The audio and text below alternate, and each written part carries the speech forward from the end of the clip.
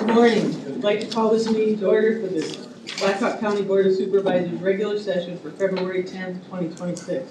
Roll call, please, Ms. Scholl. Schwartz. Here. Hall. Here. Brandt. Here. Kurtenbach. Here. Leyland. Here. Would everyone please join us today in a moment of silence to reflect on our actions for today?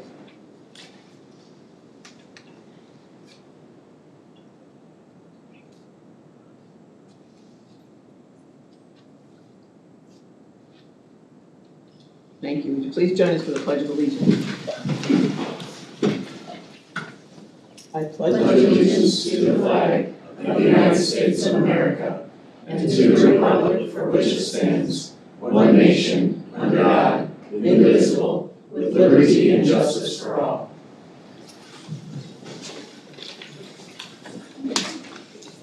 Item number 1, the agenda received is proposed or as amended. So moved. Second, however, I'd like to make an amendment. Item number 9, to move Eric John, the public hearing up to, basically switch places with C, the Gross Cedar Valley resolution. Oh, just before those, okay, so however you'd like, that would make sense. Or we could go first. That'd be more helpful, Tom. Well, I think the two of, oh, I was gonna say those two will be short, but it's Okay. whichever you, Yeah. we can easily speak in reverse those two. Is the agenda received as amended? It's been moved, is there a second for that? Second. All in favor, say aye. Aye. Opposed, same sign, agenda is received. Item 2 is public comments. Is there anyone here today that would like to speak on some item that is not on today's agenda? Public comments. Seeing none, is there anyone online? We'll move on to claims and payments. This is a resolution that the Board of Supervisors approve expenditures and that the county auditor be authorized and directed to issue payments against the various settlement of such claims as allowed. So moved. Second. Ms. Weaver. Good morning, Board. Our total bill payment today is $940,379.62. And out of that, the 60/40 fund, we're paying $2,296.64. We are also issuing the refunds for Consolidated Communications for fiscal '25. That total to the various entities is $286,000 approximately for the refunds. And let's see. A couple of other notable items. There is a payment to Peters for the public health renovations, $178,706.31. And I think that's one more, sorry. There's also a payment by E911, the separate fund related to Consolidated, to Delta Works for $30,498. At least that's all the kind of large or unusual items. Any questions today? Any questions? Hearing none, this is a resolution. Please answer as your name is called. Kurtenbach. Yes. Schwartz. Yes. Hall. Yes. Brandt. Yes. Leyland. Yes. Item number 4, receive project updates from department heads and elected officials. Good morning, Board. Kathy Nicholas, engineer. The roads are in good condition as we speak. Many of our crews are out cutting brush this week, and then our bridge crew is pouring the last panel for a small bridge that we will be replacing this coming summer, this coming season. Our marketing coordinator has been out with the crew for the last 3 or 4 days, getting some good footage of the work they've been doing. Can I answer any questions at this time? Thank you.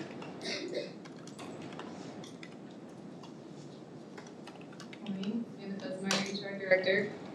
Couple things, we have policy review meeting this week on Wednesday following department head meeting, like tomorrow. We do have the agenda ready to get posted, so trying to follow the recent recommendations with that policy review committee.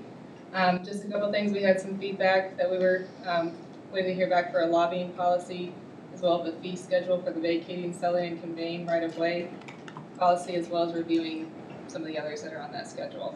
So, just FYI on that. Also, for strategic planning, just wanted to bring to the board's awareness that we're planning to roll out the next GAPM survey, that generally accepted people metric survey we took a year ago. we'll be looking at doing that in March, and there's also a culture team being developed, and it was asked that there be the board chair on that team, as well as the HR team, which is 3 members, our marketing coordinator, and then Mike Hendrickson of conservation. So more to come on that. I just wanted to kind of bring that up to your awareness, and I'll send an email out to all of you. Any questions on the upcoming GAPM? Everybody could probably try to get 100% participation. I think last year we had about just under 70% from all staff, so. And what were you thinking, what time? I think we're March 1st, likely gonna roll that out, and then it's the culture team that will be actually using the results of that study to kind of come up with a culture focus document. All right, and then just a reminder, you have your board alignment session, I believe, February 24th, and I was asked by Ted Garnett to do the first culture team meeting that afternoon as well. So Linda, that would be also in that afternoon. But I haven't shared that out with the members of the culture team yet, so. He's trying to schedule our in-person interviews, our individuals for this Okay. week too, seeing how it works. All right. Amanda, on the GAPM, is that gonna be specific to departments? I think it potentially could be this time. Last time it was just the whole county, you know, Right. not really splitting it by, or segmenting it by departments, at least the results side, but that's something we could ask Ted, because that was one thing that we got quite a bit of feedback from participants. We're like, well, that's the culture of a culture in, you know, roads is different than a culture in public health. And so that is the intent eventually, to drill down to get to those department cultures, but also establish that countywide culture metric. So, but yeah, we could certainly ask if that is an option this time, or if that's the next round of GAPM. So, and again, it's that self-assessment, or self-performance, team performance, and management performance is what it's really evaluating on those factors. So, yep. Cool, thank you. Any other questions on GAPM? All right, so I'll get working with IT. Again, we get everybody's emails, roll that out. There's a timeline. They have about 3 weeks to complete. Takes about 10 minutes to do, so we'll be encouraging elected officials and the board to help with facilitating that and making sure that we get close to 100% participation. So, all right, thanks. Anyone else that wants to do an update? Anyone online? Do an update. Item 5, minutes approved for February 3rd, 2026. So moved. Second. Moved and seconded, all in favor say aye. Aye. Opposed, same sign, minutes are approved. We have a hearing later in the meeting, and it will be the rezone ordinance number 77-304 for Robert Denny. Item 7, the consent agenda. The following items are acted upon by a single resolution without separate discussion unless anyone wishes to remove one for discussion. So moved. I've got questions. Second. For the accounts payable list,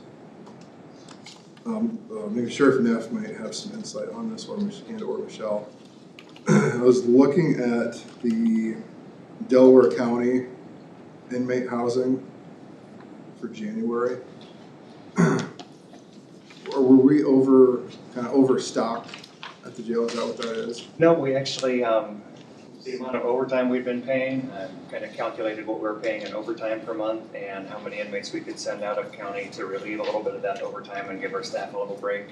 So those were actually, one of our pods got low enough, we're able to close our smallest pod, F pod down, and send those out. So it essentially offset what I was probably gonna pay close to it in overtime. And again, that saved one staff member from all 3 shifts from having to work. We're at a point where we're gonna be bringing those back, so that'll definitely be dropping back down, but, so yeah, that definitely looked big on the out-of-county one, but, my overtime budget saved about that much, so it was about a wash, but it was actually Kevin Haggerty's idea to give our staff a little bit of a breather and give them a rest. Okay. And I was gonna ask you, so, Summit Food and Turnkey Corrections, what's the difference between So those? Turnkey Corrections is where we buy the stuff for our commissary, so everything you see us purchasing from Turnkey turns around and gets sold on the commissary, so. Gotcha, okay, Whereas Summit is just the inmate meals. okay. Thank you. You're welcome. Anyone else? Any further? Consent agenda, please answer your name as follows. Grant, Yes. Kurttenbach, Yes. Schwartz, Yes. Paul, Yes. Leyland. Yes. Item 8, contracts and agreements. This is a resolution that the agreement between Blackhawk County and Howard Judicial Branch to use 36 parking stalls in the East 6th and Lafayette Street parking lot for juror parking in the amount of $900 a month for a 3-year term be approved and direct the chair to sign as recommended by Rory Getting, Facilities Director. So moved. Second. Rory, online or present, and you want to speak to this at all? No worries. I'm sorry. He's on mine. Rory? Did you want to speak to this? Good morning. Morning. Rory Gibbon, Facilities Director. This is a 3-year an agreement for 36 stalls over in the parking lot adjacent to the jail. Just wanted to note that the last time we did an increase for this contract was back in 2013. At that time, we went from 4,800 per year to 10,800. So pretty significant jump back in 2013. That puts these spots at about $25 per month. When we looked at the city, we believe the city is charging close to $35 a month for their spots over there. So something I did want to share with the board. It has been some time since we've asked for an increase.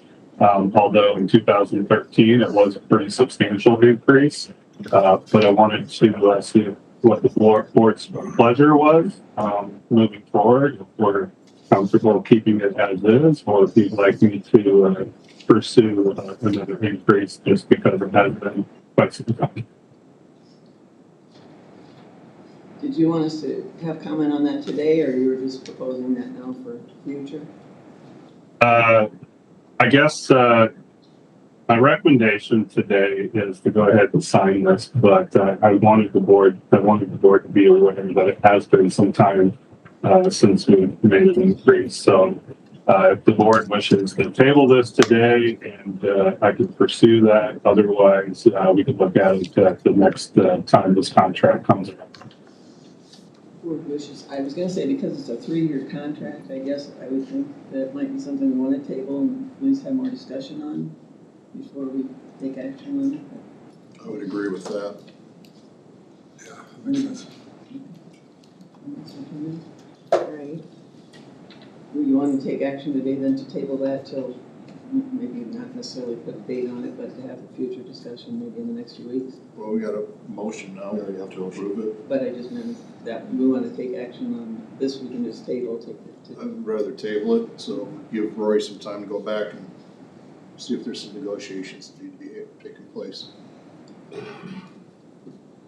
All right, with you, Mike, to do it this way? Take a vote on it then? I was gonna say, do we want a resolution vote, or just all in favor, say aye? What are we comfortable with? It's fine. It's fine on the motion, all right. And we need Accept your motion. Second. Oh, second. Need a motion and a second, yeah. I'll make a motion to table. That was already done. And Yeah. all in favor, say aye. Aye. Opposed, same sign. We'll table that. Further discussion, all right, thank you. All right, thank you. Item 9, other business. Resolution that the Blackhawk County Digital Accessibility Statement outlining the county's commitment to WCAG 2.2 Level AA compliance and ongoing digital accessibility efforts be approved and authorize its publication on county digital platforms. So, second. Want to just explain that a little further? Yeah, can you hear me? Yes, thank you. Okay. I'm out at the road shop waiting to watch some concrete be poured, so I'll be brief, I promise. So the accessibility statement has been provided by Accessiblue and reviewed by Mike Trainin, our county attorney. It's just a visible way to show Blackhawk County's commitment to accessibility and our process in becoming in compliance with the WCAG guidelines and that DOJ ruling that goes into effect in April of 2026. We will be creating a dedicated accessibility email address, which will be monitored by multiple team members, but Lori Wormers will serve as the primary reviewer and distribute inquiries as needed.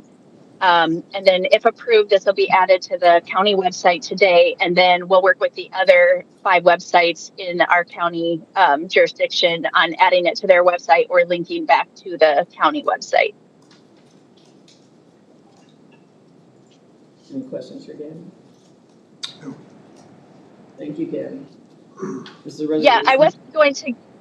Oh, I'm sorry. I was just going to give you a quick update, just so that you know that we have begun meeting biweekly with our accessibility vendor, AccessiBlue, and they have begun automated scannings of our website. And if anybody has any questions about it, I'm happy to go through it. But we have scheduled 2 meetings and 2 trainings in the upcoming months with staff who've been identified as content creators for websites. So that's where we're at with the accessibility process so far. Thank you. Yeah. This is a resolution. Please answer as your name is called. Paul, Yes. Kurttenbach, Yes. Grant, Yes. Schwartz. Yes. Leyland. Yes. Item B, resolution that the Great, letter. thank you. Thank you. Resolution that the letter of support for the Avenue of the Saints Rural Safety and Freight Mobility Project in partnership with the Iowa Department of Transportation and the City of Cedar Falls be approved and the chair be directed to sign. So moved. Second. Rich, did you want to speak to this? Yes, this is this is part of the discussion we're having, looking at having out to DC and the trip as well with the coalition. They're looking for support letters to show that they're, the need and that overall from the county as well, is showing our interest in why this interchange is needed for the safety aspects. I bring this up for today. I'm serving on the Regional Transportation Board. Have a lot of discussion on the process for this. There's a lot of dollars that we're still seeking to get this project and final moving forward for construction. I will let you know that we also have been talking about problems with severe crashes at the corner of Cedar Wapsie and Highway 63 as well. For future discussion, DOT now is looking at doing a study, but I've got folks calling me now with problems. So again, this is one of the first steps in that process of trying to make things safer for our people in the county. Appreciate your support in getting this forward to get out to people in DC. Do you have a timeline on the safety study? For Cedar Wapsie? Well, DOT's got it on their radar now, so that says it's at least 5 years out. And I'm hoping that with the neighbors and folks that are having problems up there, we can get some pressure, maybe get it moved up. I've had several phone calls now from folks and people reaching out, how close, there's been several accidents, it's been very close to losing death out there in several accidents, so. And Krista didn't mention that comment, but it's been on their radar for quite some time, and they have been, but they kind of fall in the order of accidents and different intersections. As you can see in the support letter, I think this was the 7th worst intersection now for Green Hill and Cedar Falls in 58. So they moved them up and around, whatever is happening, so. Traffic, we have increased traffic in our communities, so we have to adjust to those needs. This is a resolution. Please answer as your name is called. Schwartz, Yes. Kurttenbach, Yes. Paul, Yes. Grant, Yes. Leyland. Yes. All right, the time is now 9:20, and we will move on to the hearing on proposed rezone ordinance number 77-304, Robert Denny. Is there a motion to receive and place on file proof of publication, notice of public hearing? So moved. Second. Moved and seconded, all in favor say aye. Aye. Opposed, same sign. Item 2, motion to waive the first reading as notice was published on February 3rd, 2026 in the Iowa Cedar Falls Courier, or the Waterloo Cedar Falls Courier, in accordance with the requirements of the Code of Iowa.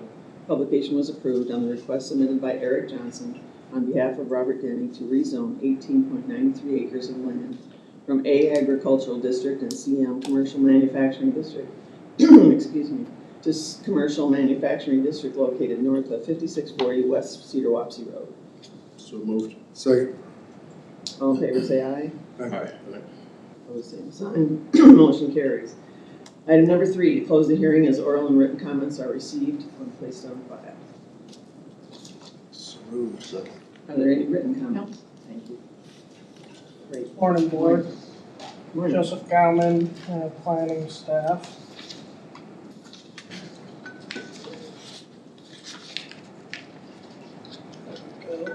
So just a couple brief highlights on this request. The area covers 2 different parcels, a larger one and then a smaller one that already has a commercial building on it.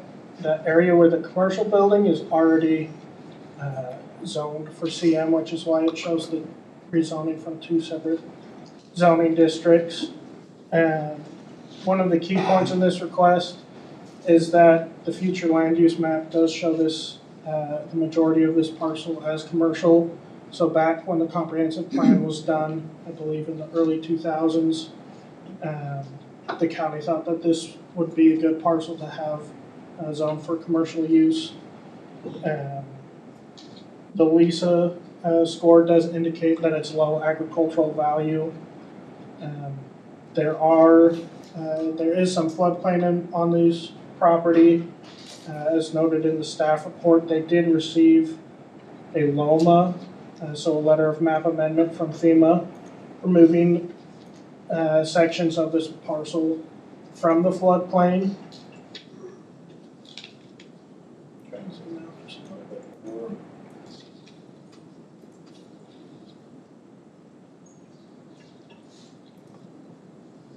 So you can see here, this gray hatched area is the area that was removed from the floodplain.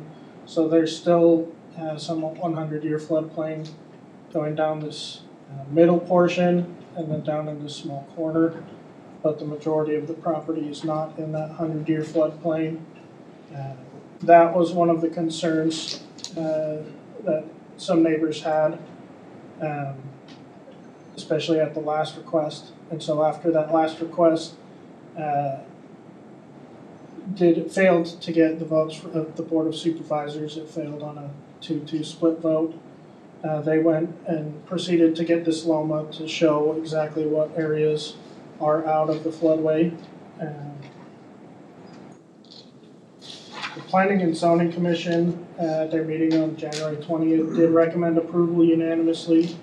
The reasons they stated were because it would be in line with the comprehensive land use plan and the fact that any development to go on this lot, so anytime they're wanting to put up a commercial building, it would go back before the Planning and Zoning Commission for site plan review, which is where we'd really take a deep look into any of the floodplain issues, septic systems, access, all of that sort of stuff.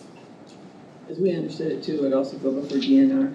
Mm-hmm. And it would also go before DNR, is that correct? Septic systems, I believe, since they're commercial, would go before, would have to be approved by the DNR.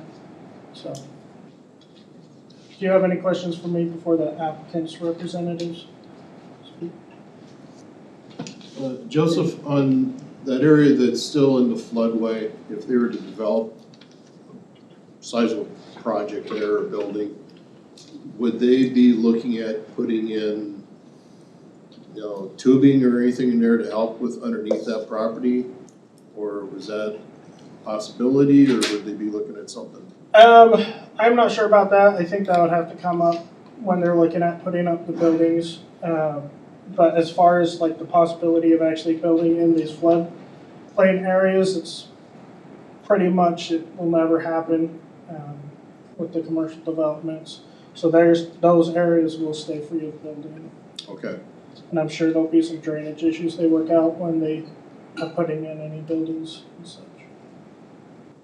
And you had no residents attend the meeting? We had 2 neighbors come and attend the meetings. They did bring up the same issues they did last time, concerns about the floodplain.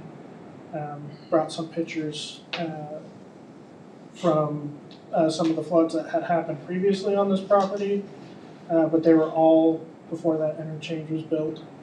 So the land and the flow of water has changed since then. I was mentioning before the meeting, it's one of those unfortunate situations that we had to, where we ended up with a 2-2 vote. and how important it is then that all supervisors are present, whether you're for or against a project, that not that it just dies for lack of a number. So appreciate that, and unanimous vote, and they brought it back. Thank you. Mr. Johnson. Good morning, Board. Eric Johnson for the Beecher Law Firm on behalf of Robert Denny. We submitted this application. I think Joseph's done a nice job of summarizing it. We think this is consistent with your future land use plan, consistent with some of the goals you've set. When we were here last time, there was some concern about flood issues. We don't think that they had merit, but there was concern. I would point out, I don't think the county engineer had concerns about those, but my client spent the time and money to have his engineer submit a LOMA, a map amendment to FEMA, which was accepted. You know, any development's likely going to happen south of that, and certainly when and if that development happens, it would come back for a platting, site plan. It just doesn't happen spontaneously. So this is step one. My client would like to get this rezoned. After the rezone, you know, market it, hopefully get a business to develop that, and then come back and bring it for further review by the county. So that's where we're at. Certainly glad to answer any questions. My client's engineer is here to answer questions if there are, but we also see a full house of people that are ready to talk to you, and we don't want to waste your time with needless information either. You guys answered everything, I think, pretty concisely in the presentation, so thank you. Yeah. Anyone else wish to speak on this project?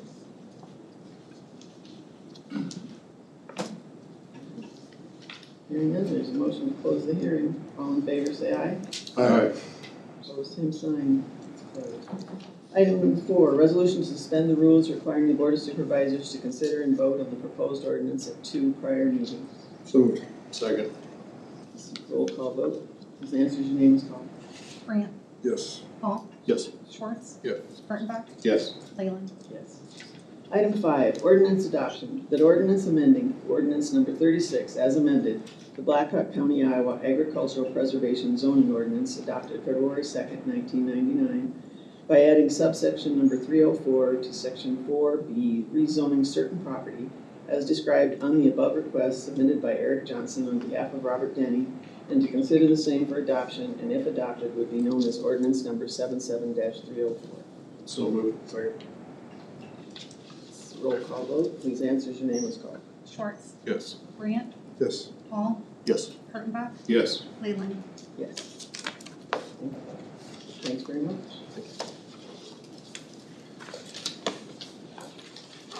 Moving on to the next item, and it will be the resolutions for Gross Cedar Valley's $25,000. And I'd like to just frame this a little bit. I said we appreciate very much all of you being here today. I told Justin earlier that the room would be filled. They're filled much more than we even expected. So, but thank you for coming. I did think there was some information to share as far as our timeline, because a kind of a flurry of activity had occurred in the last week. And I know the proposal that was presented by Katie on the 20th was the first that the board had considered, the proposal. And then I think it was a week later or so that Tavis mentioned that he would be putting on the February 10th agenda. And last week's budget session, I think we were talking about where we were at in the process and asking Michelle where we'd be in our budget discussion. And mentioned that we had a week or two left before we'd be kind of finalizing some of that. So I know Tavis thought maybe I had overstepped my authority as the chair and made the decision on my own. And I said, no, we'd have the discussion as board members, and it was just as a courtesy to Gross Cedar Valley as well as to us to take 1 or 2 weeks to finish our budget discussion and then have the proposal again presented. And so kind of brought us to this today, but I said when we've seen in some of the emails that have come through, there have been maybe 3 or 4 we've gotten the last couple of days, when one of them mentioned how the Gross Cedar Valley's membership was in jeopardy. And I thought it wasn't anything that we were really placing anything or trying to do anything to make it, I guess, seem like we were in jeopardy for you or for us. It was just the waiting for a little couple of weeks to make some of those decisions. But appreciate the fact that looks like then Tavis's thought was to change it to a 26 item and kind of break the proposal up and then wait for the 27 decision. And I know everybody's got comments and questions, as well as some of you probably do or present, so appreciate that you're all here.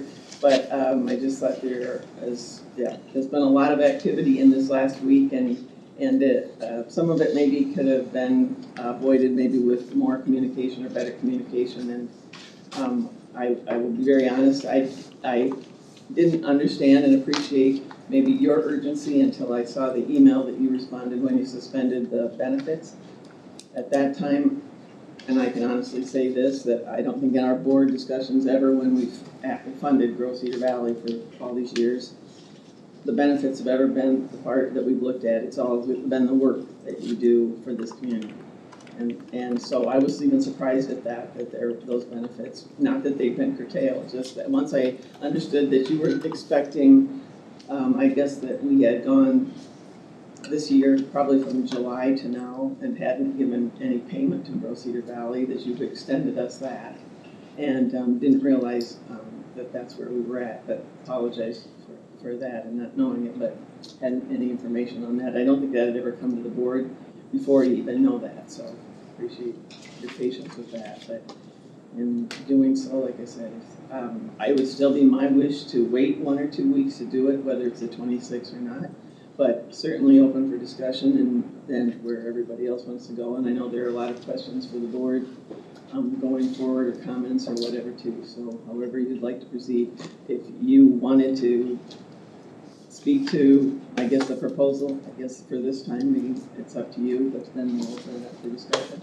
Yeah, I like that. Well, as Katie jumps up, I'll just share that the reason I did split those up, yes, Katie submitted the proposal for FY26 and FY27. FY26, we're obviously in now. I understand that we're in the budget process for FY27, and so it made sense to me to go ahead and call the question for FY26 for our investment of $25,000, and then we can have a further conversation about what a full year's investment looks like through our regular budgeting timeline. But it just made sense for me to go ahead and place it on the agenda and see where we're at. Well, thank you, and thank you for the additional clarification and context. I think you're right, good communication is always better, and really that's what we're working towards in developing a contract to provide services for the county. So traditionally, we've received funds that are part of the community development funds. And the work that we're doing really is a service to the county. And we think it makes more sense as we look to the future to have clear expectations around the work that Gross Cedar Valley is doing for the county. Hence the proposal of the agreement. I did reach out to my counterparts in the Iowa Chamber Alliance, which is the 16 largest chambers in the state, just to get kind of a baseline understanding of the arrangements that they have with their counties. Now, I'm not going to share everything that I received, but it is fair to say that of the 16 counties that are in the Chamber Alliance, a majority of them, all but one, receive funding from their county, and a majority of those receive an amount more than $100,000. That's not what I want to talk about in terms of that particular conversation. It was more that in those conversations, each of the different chamber EDO organizations have an agreement in place with their county. So to me, it seems like this is an appropriate way to move forward. I think it establishes accountability for Gross Cedar Valley. It ensures that we are measured for our performance and that we're reporting and updating on the work that we're doing. And it allows for alignment to make sure that we have the work that we're doing aligns with the county's priorities around economic development. Now, didn't ask for this, but I do want to provide a little bit of context just around some of the work that we've done in economic development in the last 10 years, because I think it's important to know that we at Gross Cedar Valley are experts in this work. In the last 10 years alone, we've supported projects that have resulted in direct capital investment of $516 million. We've created, we've worked with businesses that have occupied existing space totaling 424,457 square feet. We've participated in projects, we've led projects, brought projects to the Cedar Valley that have led to new industrial construction totaling 1,976,700 square feet.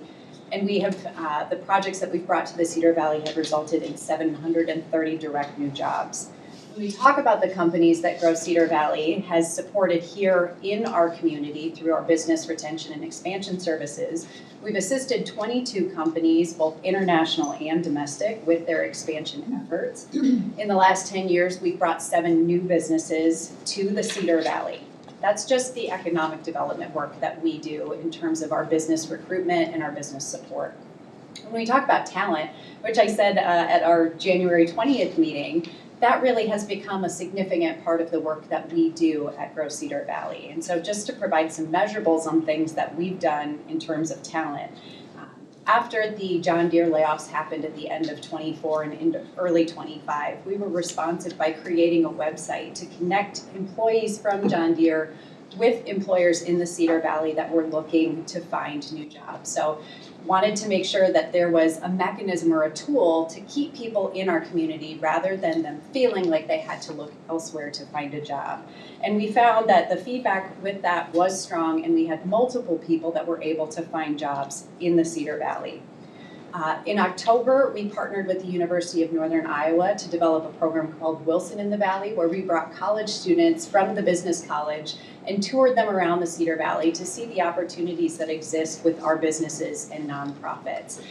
It was fascinating. We were limited to 30 people because we did it as a bus tour, and we had a waiting list of 10. So we're already planning this event for spring and anticipate that we're going to have the same interest in that event. In 2024, we launched our Intern Connect event, which is a program that's designed to connect interns to resources and community here in the Cedar Valley, really with the intent to make them want to stay, or at least have the information about the community to know what exists here to better inform their decisions when they do graduate. In 2024, we had 30 participants, and in 2025, we had 32 participants. I think what's really fascinating about this particular program is that 100% of the participants said that they felt more connected to the Cedar Valley after completing this program. And participants showed a 30% increase in considering the Cedar Valley for their post-graduation positions. Cedar Valley Leadership Institute is a program that we've done for several years, more than 40. So a lot of people are familiar with that program, but we've had more than 1,500 graduates at the Cedar Valley Leadership Institute. Most recently, we started working with Cedar Falls CAPS on their Design Sprint project. So that's been an opportunity for us to engage with student participants, student professionals in the CAPS program to help with our regional branding effort. So we're connecting our students to real life opportunities. Our Cedar Valley Young Professionals program launched in July. We have 97 participants currently enrolled in that program. We're holding events once a month. Quarterly, we do our Wake Up YP event where we are having local business leaders come in and talk to that group of participants. And it's really an opportunity for our younger leaders to learn about what our more experienced leaders in the Cedar Valley have experienced in their career journey. We do community give back and networking events. In a week, we are launching Cedar Valley Manufacturers Association, or relaunching, I should say. We're excited about this effort in alignment with our population study. We're focusing beyond just talent and workforce, but working with our manufacturers as our leaders of our advisory council to inform the work that we do in talent and workforce, but also innovation and the image of manufacturing. We developed a workforce resource ecosystem that lives on our Gross Cedar Valley website. This just was completed last year, and it is a tool for anybody that's looking looking for resources in terms of kind of business connection, they can go to this resource, and it is a visual map, visual diagram that's an easy way to connect to resources in the Cedar Valley. Live the Valley is our ongoing talent attraction and retention program. And I want to talk just a little bit about our digital reach with this particular program. In December, our Live the Valley website, which launched in the fourth quarter of this last year, in December had 7,500 views. In January, we had 12,000 views. So we are seeing a significant uptick in the Live the Valley reach, which is really exciting. We took over the Events 365 calendar that some of you had maybe seen before. It lived on our tourism websites. It now lives on Grow Cedar Valley's Live the Valley website as our events calendar. In December, our events page had 2,600 views, and in January, it had 4,080. So again, we're seeing significant increase in engagement with that.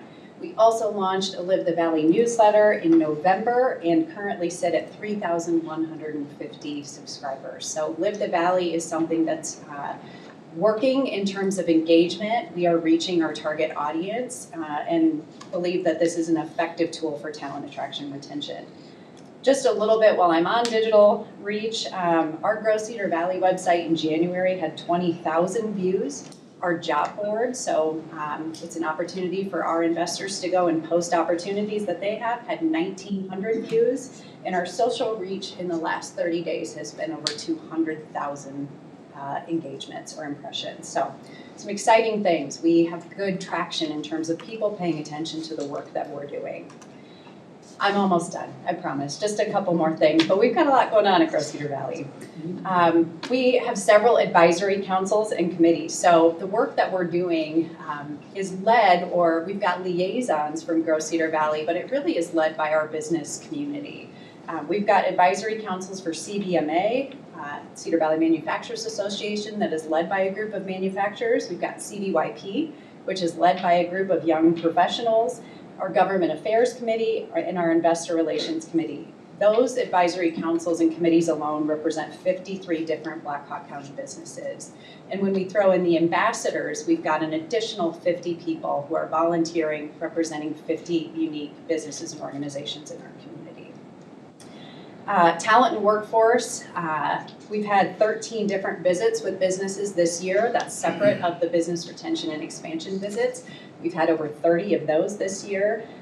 We've had a variety of events in the past fiscal year, including our newly launched Startup and Small Business Summit, our Opportunity Summit. We've got a newcomer event coming up for people that are new to the Cedar Valley at the end of this month. We currently have 52 people signed up to attend that event.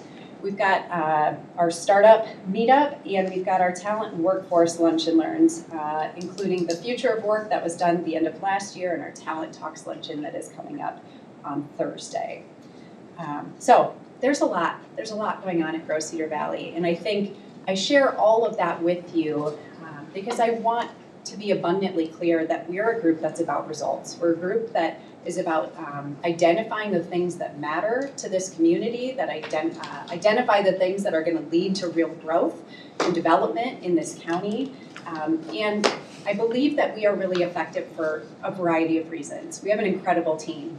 My entire Grow Cedar Valley team is here today. They're experts at what they do in talent, in advocacy, in investor relations, and building connections with the people in this community. They're a fantastic team, and I truly accredit what we've been able to accomplish in the last 2 years while I've been at Grow Cedar Valley because of this group of people, and I'm really proud to work alongside them. You also see several people in purple.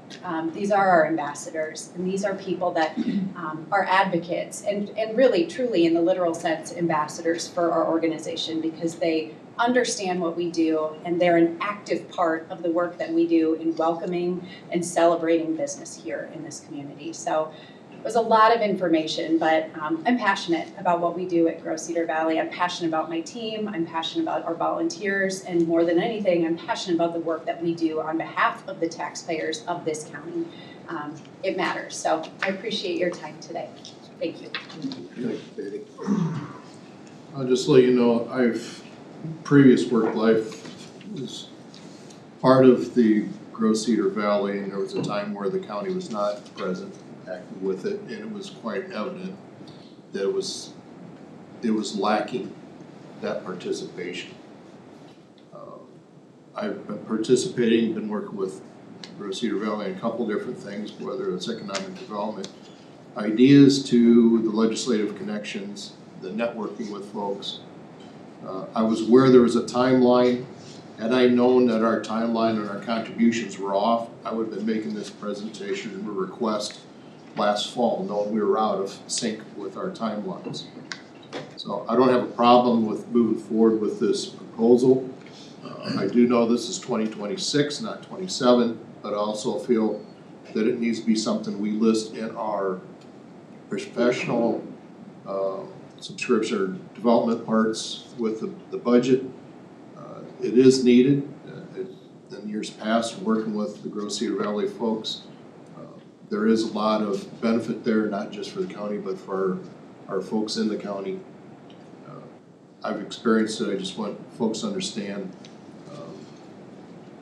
we're out of sync. This should have been done last fall, last summer. So knowing how it was funded in the past and not realizing the timelines, just saying, thank you for allowing us to continue as long as we did without our contribution. I would add that the last couple of years, we've funded through community service. I don't think that's a great place to fund economic development out of. We've got a $100,000 pool, and we're effectively pitting economic development efforts against other community needs. It becomes a competitive grant process. And there's an opportunity here where that grant process was much more underwriting general operations. There is an opportunity for a full scope of services that can have the accountability metrics, what Katie provided, presented on last month. We could certainly create a full metrics very similar to what we've done through some of those community service grants, right? Those things come in, we then craft a contract with deliverables. We've got the outline here that we can craft this contract with deliverables, bring this up in our contracts and agreements through a resolution for FY26. Wants to meet this vote, sort of signal the staff to get working on creating that contract and putting the dollars for FY27 out of the board budget. I think would be the most appropriate place. But we can't, to me, it would seem misaligned if after spending over 2,000 hours on strategic planning, identifying economic development as one of our top priorities, we have collaboration, we have innovation, we have accountability, we have all of these values that we're articulating, our mission statements, for just knowing the work that Katie and her team, and not just the purple coats, but so many investors. These are folks that are not just investing dollars in the communities, but time and effort and passion. And so it would seem very odd if we could not strike an agreement for Gross Cedar Valley to continue to provide the services that they've provided to us thus far. And, you know, as Katie outlined in her proposal, right, peer county benchmarking and best practice insights. As we've talked about our economic development task force as a part, our action planning team, having professionals be there to provide guidance to our staff.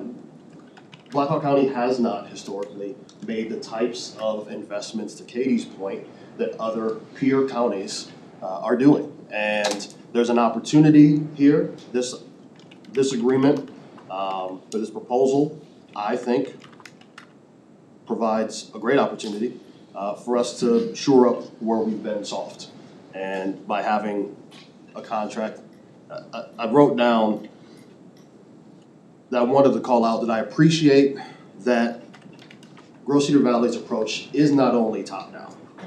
There is that focus on workers and people and connecting them to resources, job opportunities. It is taking economic development from both angles, bottom up and top down.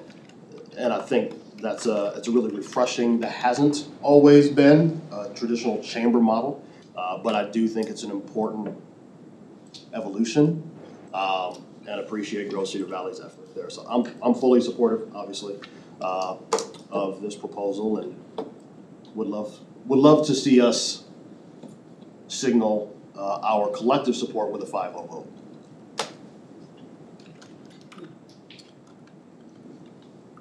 I have a question. I actually have another question. Go ahead, Chris. I was gonna offer the resolution, but you go ahead, Justin. And I've got a lot of stuff I want to clarify.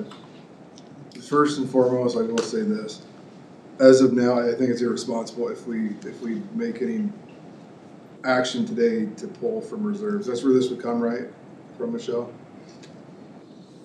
Formally, Yeah. I mean, if, you know, So, we don't know what performance will be, right, so. yeah.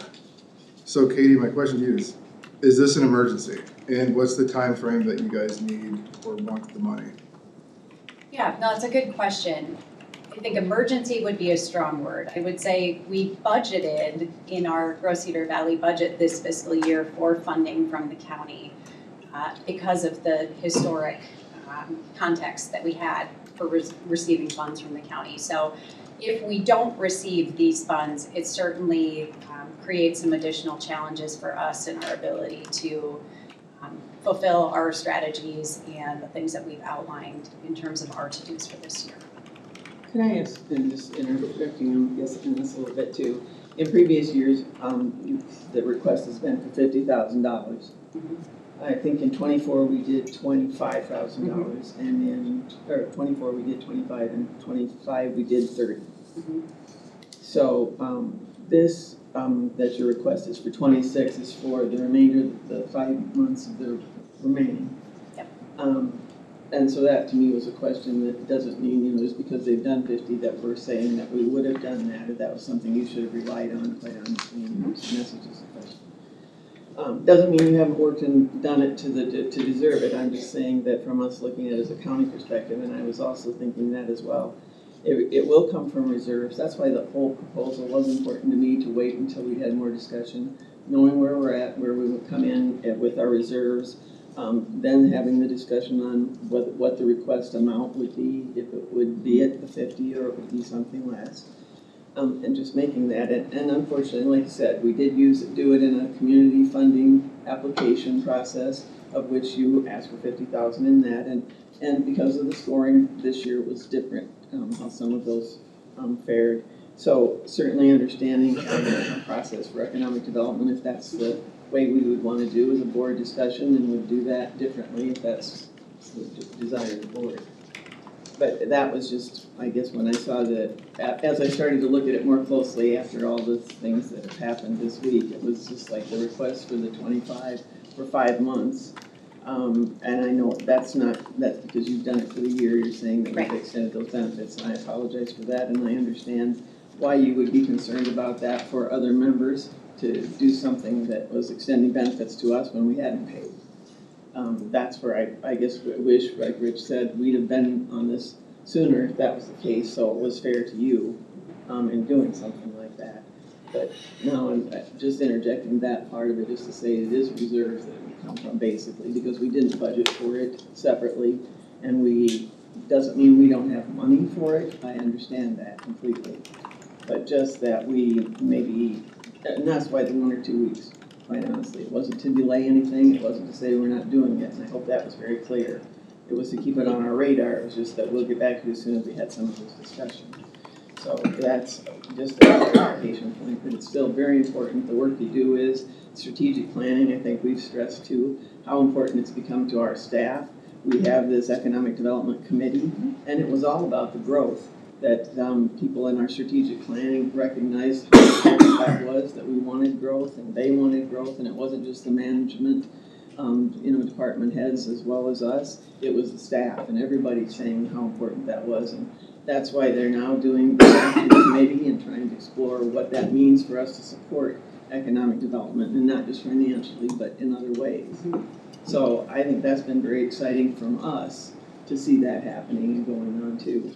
So, and where that goes, but they're just, from the budget standpoint, we do owe the taxpayers.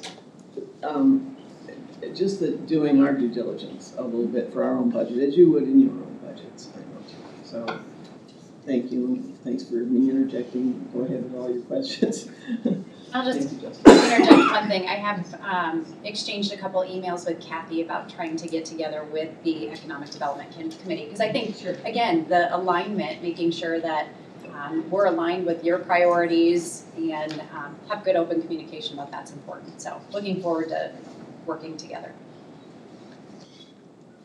So looking at your balance sheet that was submitted for the community funding application, it appears that you guys are probably fine. If I don't anticipate this isn't going to be voted on, so I think you'll probably be fine. But and looking at that worst case scenario, you could pull from one of the savings accounts, right? Use those funds for, so that way the mission wouldn't be inhibited in any way. I would say, yeah, absolutely. Worst case scenario, we've got some reserves that we could pull from. I think what's important today in this conversation, though, is the signal of county support for the work that we do in economic development. As you said, economic development is a priority of the county, and in working with our organization to do just that, it signals that that there is good collaboration between the work that we're doing and the county's desire to move ahead with economic development in the community. Yeah, I don't disagree. Your whole team is here today. My whole team is here. How many people does that consist of? There's 10 today. We had one that lost her dog this morning, so she's not here. Mm-hmm. But there's 11 in total. Okay. Comparing to Waterloo and Cedar Falls, well, outlying communities in the county, Hudson, LaPorte, Gilbertville, et cetera, what does their contribution look like? It varies by community. They are less significant than what we're asking of the county. Typically, they're going to be under $5,000, coming in more at a Gross Cedar Valley member investment level. I can get you what they all are. I just don't know them off the top of my head. But that's fine. That's fair. As far as investors go, how many do you guys have? Are there different levels, tiers? There are different tiers. So we've got our member level, which is our base level, our partner level, and that's $500 a year. Our partner level is $1,000. Our catalyst level is $2,500. Our leader level is $5,000, and then our innovator tier is anybody that's $10,000 and above. We have at this time about 550 investors across those different levels. Okay. And then what does the investment do? Based, I know that's going to vary based on which level that you invest into. Yeah, so I mean, all of our investor dues are included in our revenue when we budget for the year. So they just go to fund everything that our organization does. So it funds all of our programming. Certainly, it funds our team and our ability to function, but it funds our programming. What does it do for the investor, though? So I would say in terms of the investors, we've got a tiered benefit system. So there are different benefits that are associated with each level of investment. So obviously the more you invest, the more that you get in return. And I can provide you that list that has all of the breakdowns at the basic level. At $500, you're getting invited to all of our Gross Cedar Valley events. Our networking events are all at no cost. Our professional development events, you receive a discounted rate. We do ribbon cuttings for milestone anniversaries, new business openings, that sort of thing. That's all included at the base level. Listing on our directory, our business directory. As you move up in tiers, there's additional marketing and brand opportunities, website features, blog posts, that sort of thing. early access to information that we're posting, sharing. So, for example, we just did the Count Me In population study. Our higher tier investors are going to have access to the bulk of that information earlier than our general membership will, just as a thank you for their significant investment in our organization. So it really varies depending on the level of investment that an organization has in Gross Cedar Valley.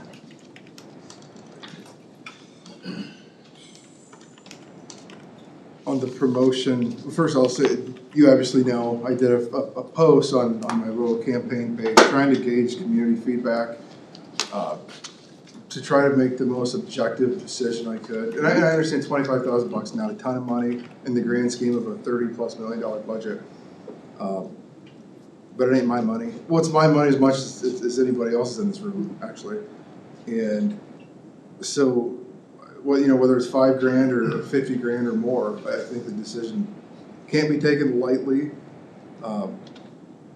And I couldn't tell you, the amount of feedback that I got on this through private message, text, and hours I spent on the phone was unlike anything when I reached out for public feedback before.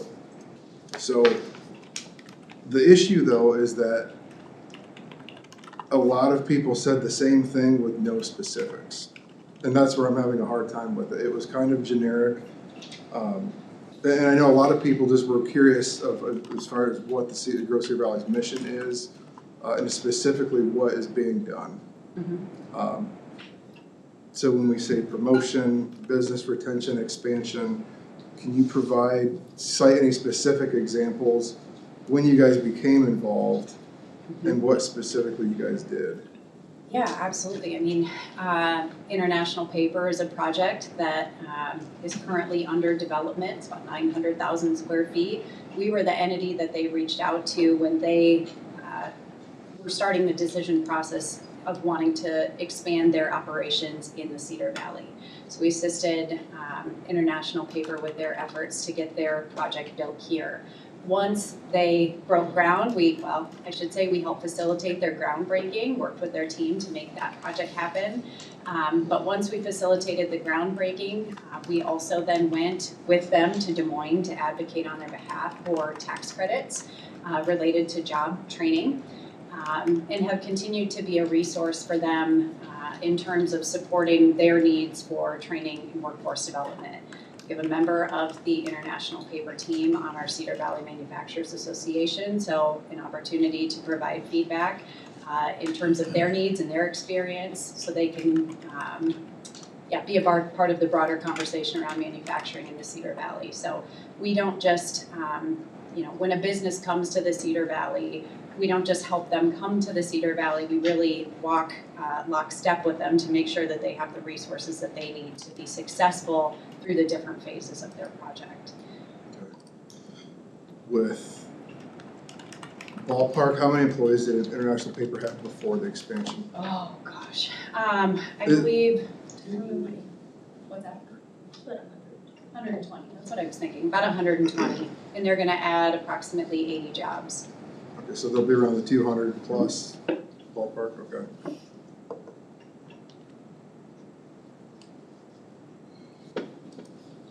With regard to promotion of some of the businesses that are members, what does that look like?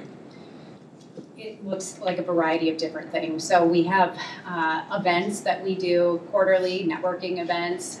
Our members have the opportunity to host those at their different sites and locations, giving them some exposure to our broader Gross Cedar Valley audience. Our Good Morning Cedar Valley event on average has about 200 people in attendance.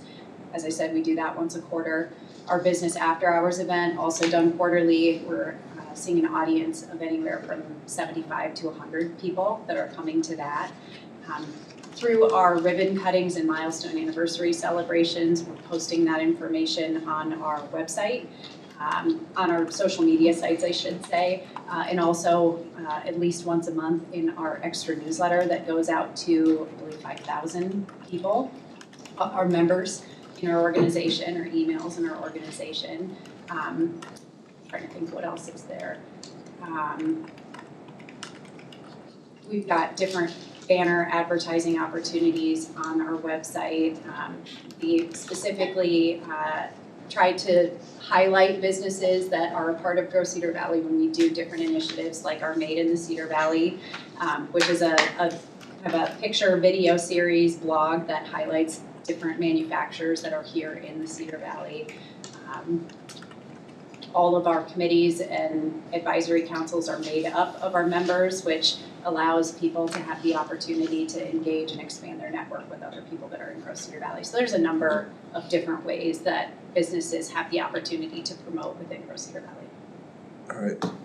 What, outside of International Paper, what other successes, what other examples can we point to that have been brought in? I know International Paper was already here, they did an expansion. Do we have any examples that have been brought in from outside of your guys' jurisdiction? Katie, I just want to thank you also for forwarding me the same email that you got that has an entire list of companies.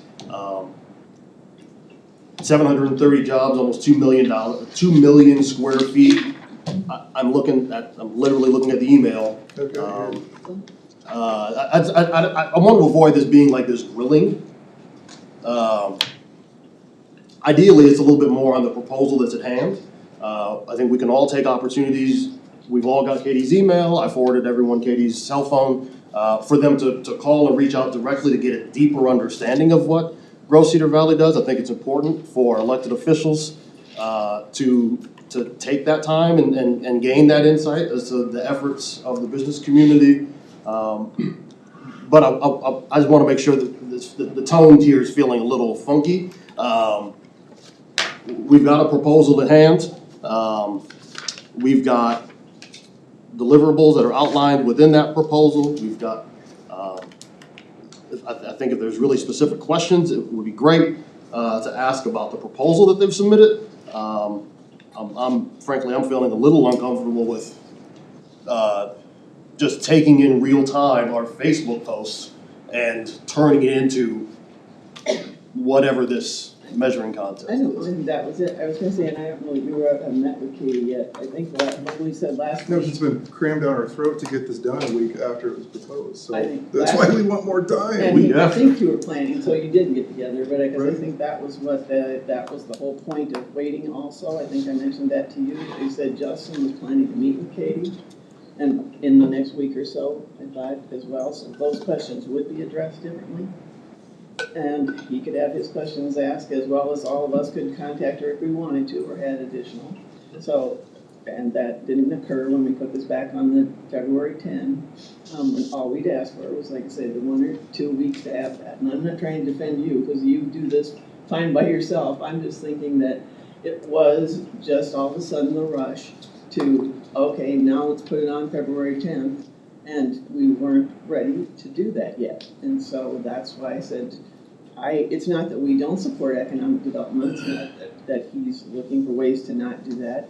And I said even earlier when we started this, it would be, we'd like it to be. Doesn't mean it'd be unanimous. Sure. None of us know that. So yes, can there be 3 votes for it? Yes. Does that show alignment and support? That doesn't mean it doesn't just because you have other issues or questions or things that need to be answered. I don't know. But if those are questions we didn't want to hear today, then that's fine, but then we could allow them to meet as well. I mean, the idea this was crammed down anybody's, we got the proposal, I forwarded it over a month ago. I forwarded it to the board a month ago. The So proposal, and Katie did that on the Sure. 20th, yes. Yeah, but you got it all 10 days before that, something around there, the 10th, the 12th, something around there. I'm just saying, it's not as if this was just everyone's blindsided that this proposal's here today. So to say, well, you just got it crammed down a week ago, well, you only had a week to do it, well, that's not entirely accurate. We've had the proposal, everyone here's been elected for at least a year to gain that insight. We've had opportunities, I think, to engage. I guess I just disagree a little bit that the characterization that this is just thrown out and folks have only had a week. And that 2 weeks would somehow be the magical timeline to I don't know that it was. I was just trying to make it a shorter timeline than saying next month or whatever. It was like to do it as quickly as possible. And so it was like 1 to 2 weeks whenever we got some of this budget information done. looked at where we're at as a picture of going forward with this current budget or future. Well, there's a couple other things here, folks. Had I known that when we were talking about last year's budget, I would have been looking at trying to get these dollars included in the 26 budget. So I feel embarrassed that we missed that. We didn't have the communications that there was a timeline. We're out of sync with the timeline for funding our participation. I've worked with Grow Cedar Valley. One of the other projects for you, Justin, things I've worked with was the development there with the Marriott, with Tech. So in particular, and that was several different parts to that. So I'm not afraid of approving the 25,000 today and continuing the conversation with the FY27, whether it's the same amount or a different amount. But I feel embarrassed that we missed the opportunity to be part of it last year in this budget. And I feel embarrassed that we have been taking advantage and using and participating in Grow Cedar Valley without our contribution supporting our participation already. That in particular, I think it's embarrassing to me in that process. I have no problem moving this 25,000 forward today and can look for continued conversation so you understand more of what I know I've been involved with the Grow Cedar Valley for, quite frankly, a couple of decades, so, in this process. I'll just add, I think there's a couple ways that the county comes to the table currently with economic development. You know, one is through all the mini great amenities our conservation department offers to improve the quality of life.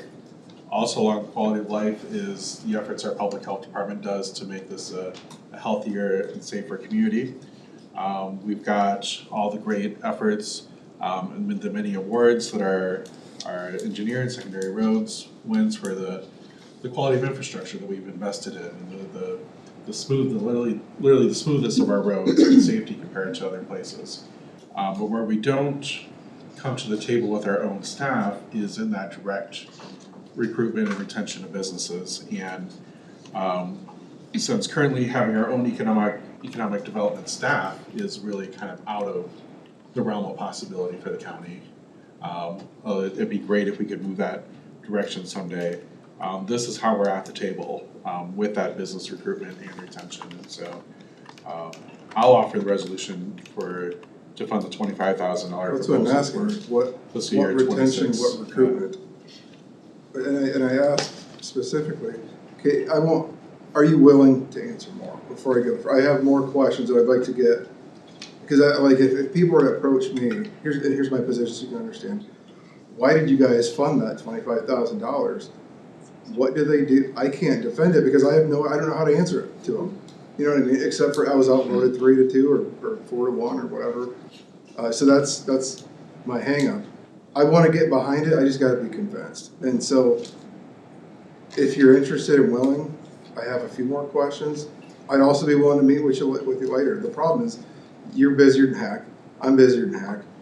I don't have the luxury of, while I'm at work with my day job, doing other things. I have to do it on my days off work. And so I've got some schedule constraints there, so. But I can conclude with just a couple of quick ones.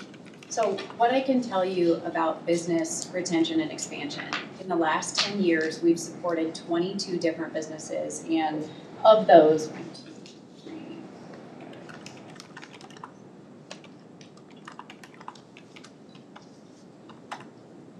of those 22, at least 15 we've helped with multiple projects. So as I said, we don't just help a business one time and walk away. We are a partner to the businesses that need us. And I will send you the list of these business names. I don't want to read them out loud right now, but I'll send you this list of these 22 businesses that we've assisted.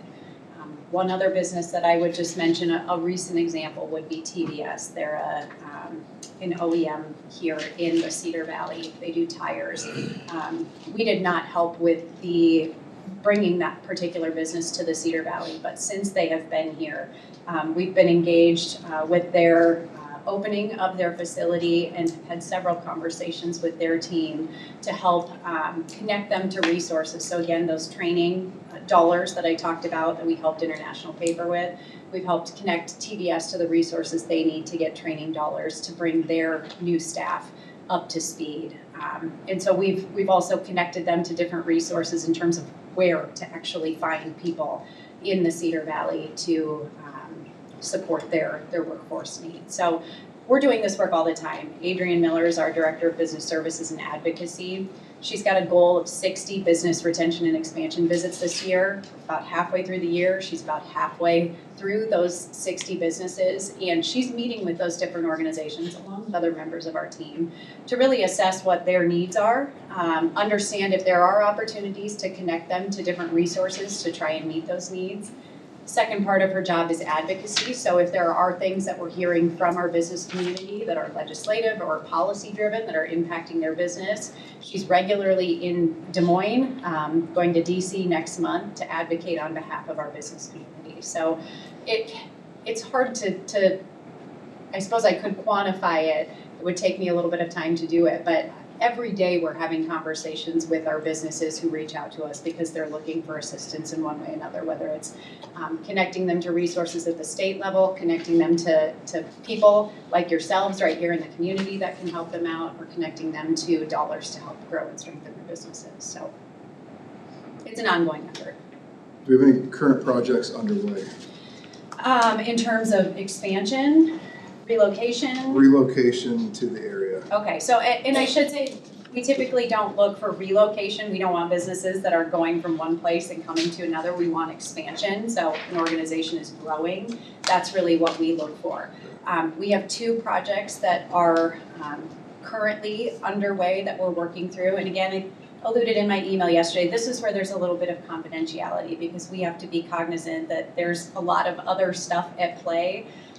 That we really can't share names, share information. But what I can tell you is the 2 projects, one in particularly would be a significant addition to the county in terms of business size. But we've got hoping to have another visit with that organization later this spring.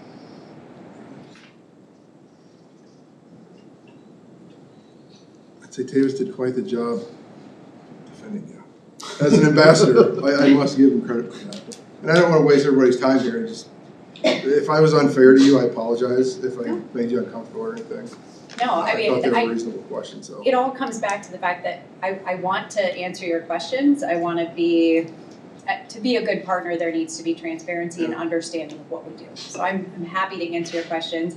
I'm also happy to meet with you anytime. I'm busy, but I'm not that busy. So if there's time that you want to meet, just let me know, and I'd be happy to walk through all of this with you. I will certainly. Justin, I will tell you that it is hard in some of the things that they do for people outside to know, unless you're involved with them and part of that, and you see what's going on. You generally may not even know on the outside, and that's not a bad thing. And trying to help with the need to get businesses here and create jobs. On the other side, we understand this is taxpayer dollars. This isn't private funds. But in the same token, I can just tell you with my experience working with them, every dollar is well spent. The only issue is, if you're getting government dollars, there needs to be some transparency. We kind of need to know where those dollars go. That's my issue. I don't like the idea of pulling out of reserves. I don't think it's an emergency. I think this could probably all wait. I grant. Not against funding it. I'm just against funding it now. If that makes any sense. So, unpopular opinion. I usually am that guy. But. There is a motion, and I'll second that just for proceedings purposes.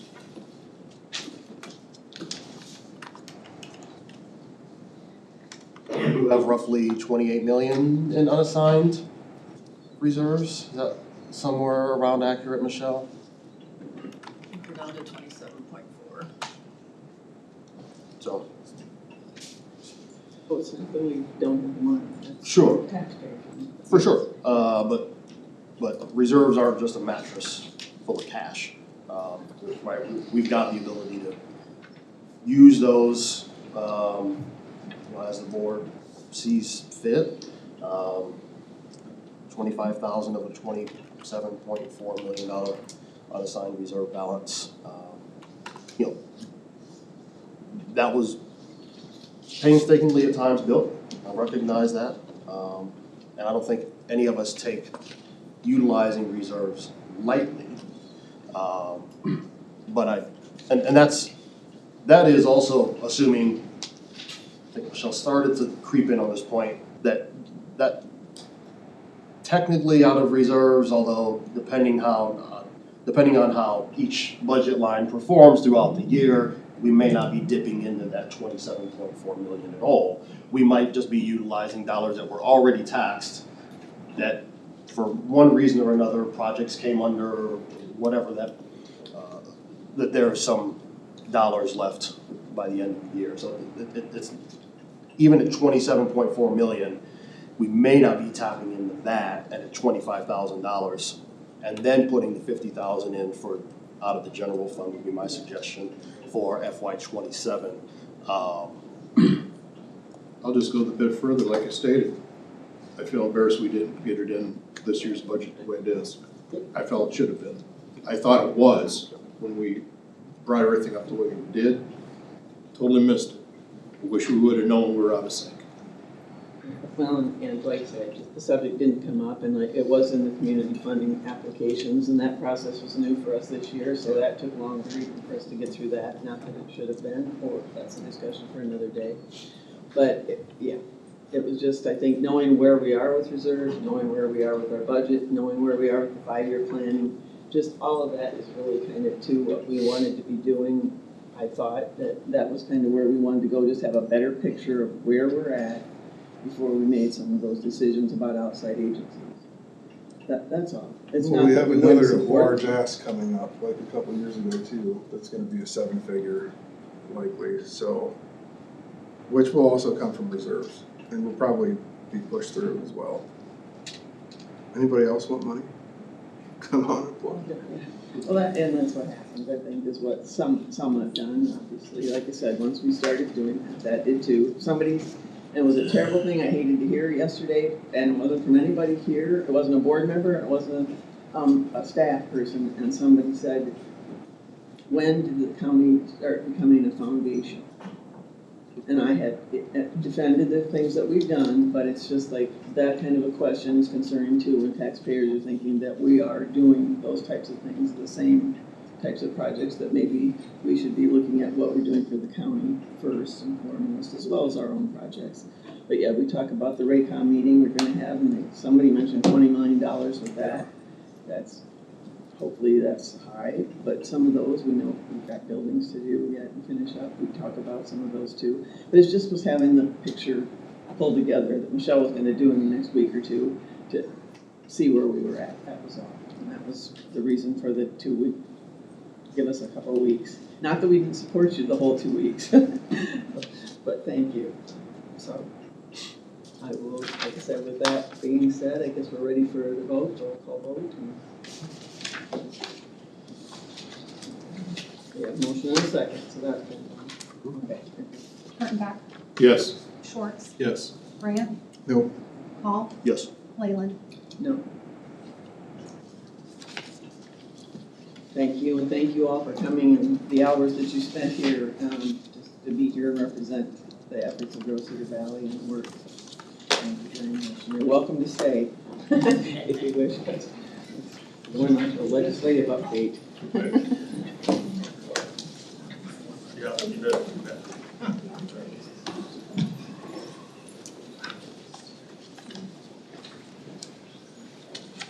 Thank you for having us. Thank you. Thank you. Thanks for coming, guys.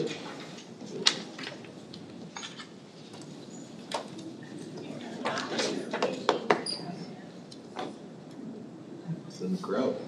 I'm sorry? It's in the crowd. Oh, yeah, for sure, yeah. Well, discussion and possible board action to approve position statement on pending legislation. sorry.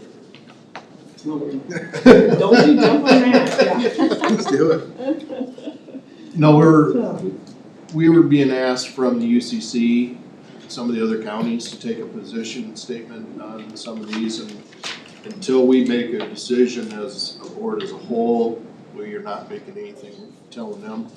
We're not the only board there, each one of the participants in the UCC is asking their boards for action on this. So there was a couple we sent out in particular. I missed the first part of the meeting last Friday due to internet connection problems. So Linda, of that discussion, if you would help us with that. Well, as much as I can. I was gonna say, those sessions are like, yeah, usually, I was gonna say, the 5, I don't know if everybody's had a chance to look at those or have any opinions or thoughts on them, but I was gonna say, just to kind of recap, the 2121 was about expanding the gender theory and sexual orientation. I was gonna say those topics had been banned in K through 6, and this bill would extend that ban to all K through 12. Just summarizing, if you want more information about that. And that was due to health care and the health department and mental health issues, why it's coming to the county for review on that. And as Rich said, or we've said in other previous meetings, they really wanted us to kind of take the temperature of the board and voting if we needed to, or take a vote, or how would we respond at the UCC meeting when they asked the 5 counties, how would you like us to register? Opposed, no, and there was some more interest than typical, and I don't know if that was from a new member or not, saying should we or shouldn't we be maybe registering opposed or supporting rather than monitoring or undecided. And I think there were probably points both ways, that some people thought that there was an openness to still having dialogue and discussion if you were still undecided or monitoring. Once you register yes or no, then why really bother with conversations after that, because you've shown kind of this is your position.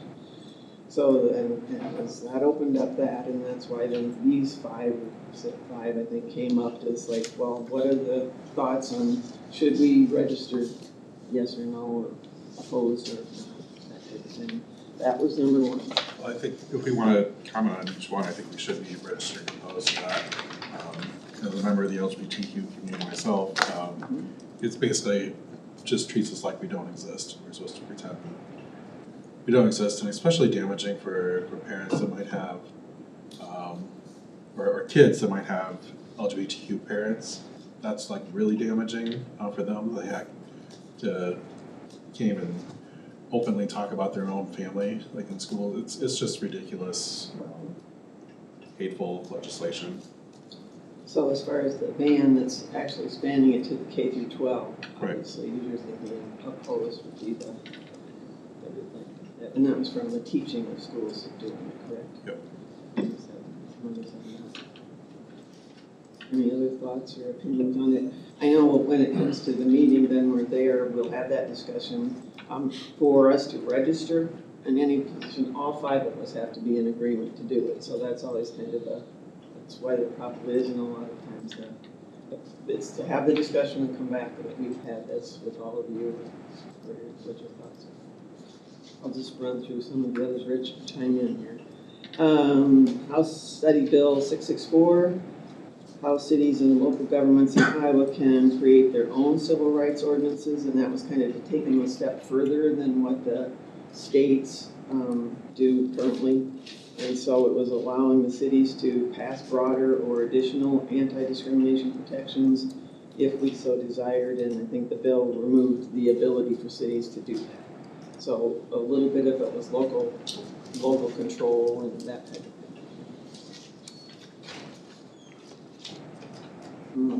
The mobile libraries thing. Michelle, chime in too. You're in some of these calls for clarification. The legislation restricts schools from letting students use school ID cards to access public library materials and allowing mobile libraries onto school property for book checkout events. I think what it was, the supporters of the bill were thinking it was more control over what students had access to books and things outside the school. Yeah, it's about the book banning. Yeah, and about book banning. With, the opponents were concerned, I guess, that you're reducing access to books outside the school. So that was an unusual one to see, but All still. three of these first bills are in the same guide. So, House Study Bill 634. The flag bill would almost, one participant was saying this would require the county to put up a flagpole at each of our facilities and that we had to follow certain guidelines and now and having a flagpole. Anytime the governor gives a proclamation, I only know we got the one flagpole out front here. I don't know we have any others. We do it VA. VA, Health Department, There is one in conservation. There's one in the health department as well. Would it be at every campground? It was every government-owned building that was yeah. discussed for public purpose at this point. Don't have the campgrounds. Road shops. Uh-huh. No. yeah, it seemed like it was a burden to Impractical. cause, yes, the way it read, so. And it was cost, they seemed to bring up that all the state flags and having state flags and flags at all those, and then also obviously, I think they said the last, issue obviously was, last fall, and there had been, one of the counties, Johnson, Yeah, they hate Johnson. that didn't comply with the lowering the flag at half staff. And so it was, that brought to our attention though, that the governor didn't mandate it. She had just recommended that all did it. And so this kind of sounded like it maybe we made the stronger language to, that you will do it. It's a mandate now. So that's another one of those. And last but not least, and this one only seemed the easiest one for me, was the House Study Bill 689 EMA county levy. And it did not change anything as far as as we know, last year or the year before, the EMA commission could use for their services, for their operations, use contributions from local governments, which they've had now, and fees, or they could use a countywide special levy. And that passed.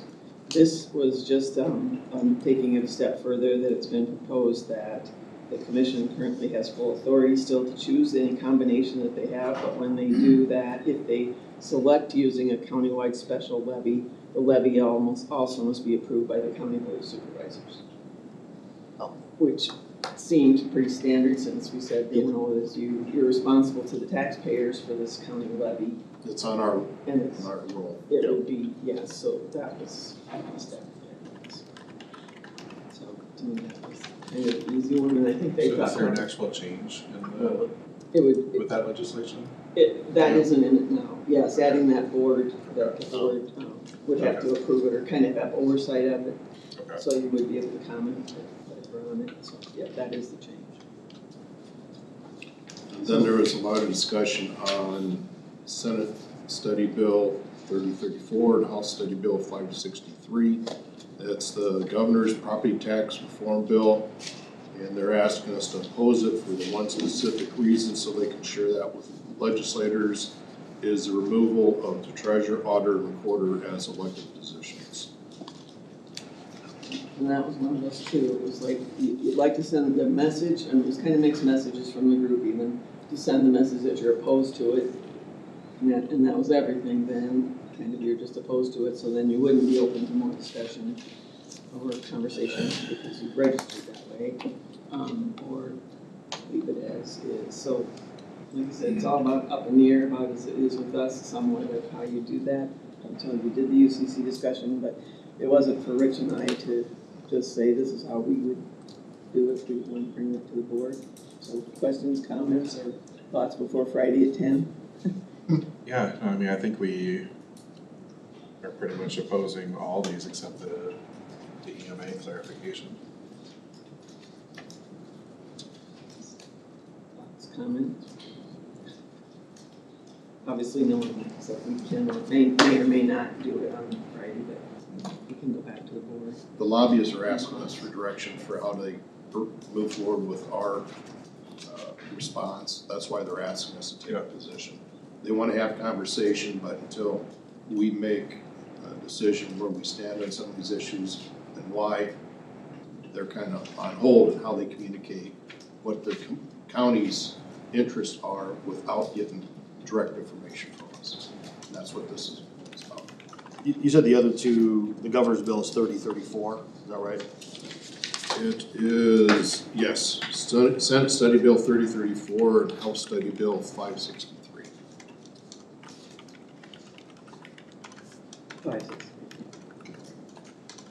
Those are just mirrored bills, Their study bills going through subcommittee. but they're mirrored. Yes.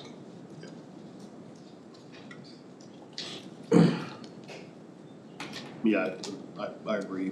The first four was, last one, agree with them. Want to, like, say, just, like I said, that's where we go, but I was gonna say, we can really express what all of our thoughts are, you know. I wasn't highly passionate or deeply passionate about any of them.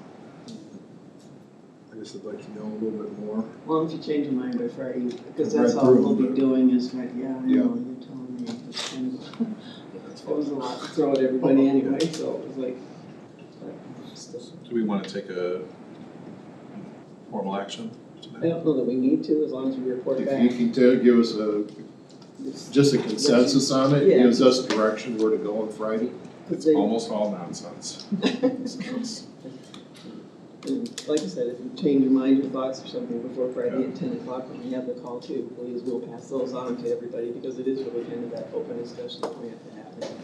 Because there could be just anybody that proposes and then it doesn't register. I mean, I do think even, especially that number two, the limiting of local governments to have enhanced civil rights protections, I think it's very important that we take a position on that. Last year we became the only state in the country, not every state had these protections, but we became the only state in the country to actually remove anybody from our civil rights code, when we removed transgender individuals from that. And that's just gonna be a slippery slope. I mean, it's, not only is it already bad for that community, but it's going to,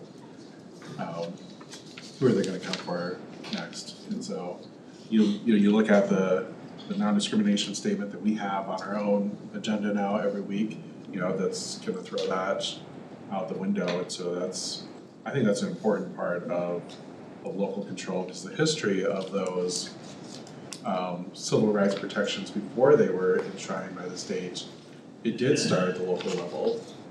There was a big effort, I was involved even as a college student trying to get Cedar Falls and Waterloo to add sexual orientation to their local civil rights code. So that's where those protections even originated from in the first place, was at the local level before the state finally took action.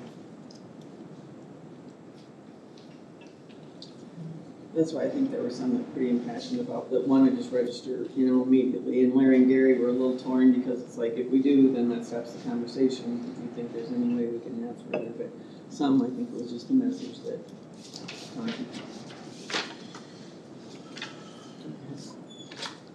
Well, it gives us something to go back. That's our update for today. Sorry. Long. Okay. Item 11 is the work session, discussion and consideration of all aspects of the fiscal year 27 Blackhawk County budget. Operating budget overview. Or wherever you want to begin. Well, I think we're gonna start with the property tax askings worksheet. Al, you wanna go ahead?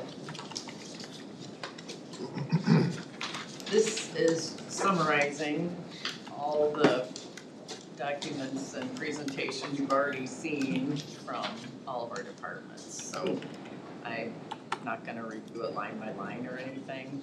I know that everyone, especially our departments, they're wanting to know the bottom line. So I believe it's on page 2, there is a line in yellow that tells you the amount we're currently over the general basic fund levy cap.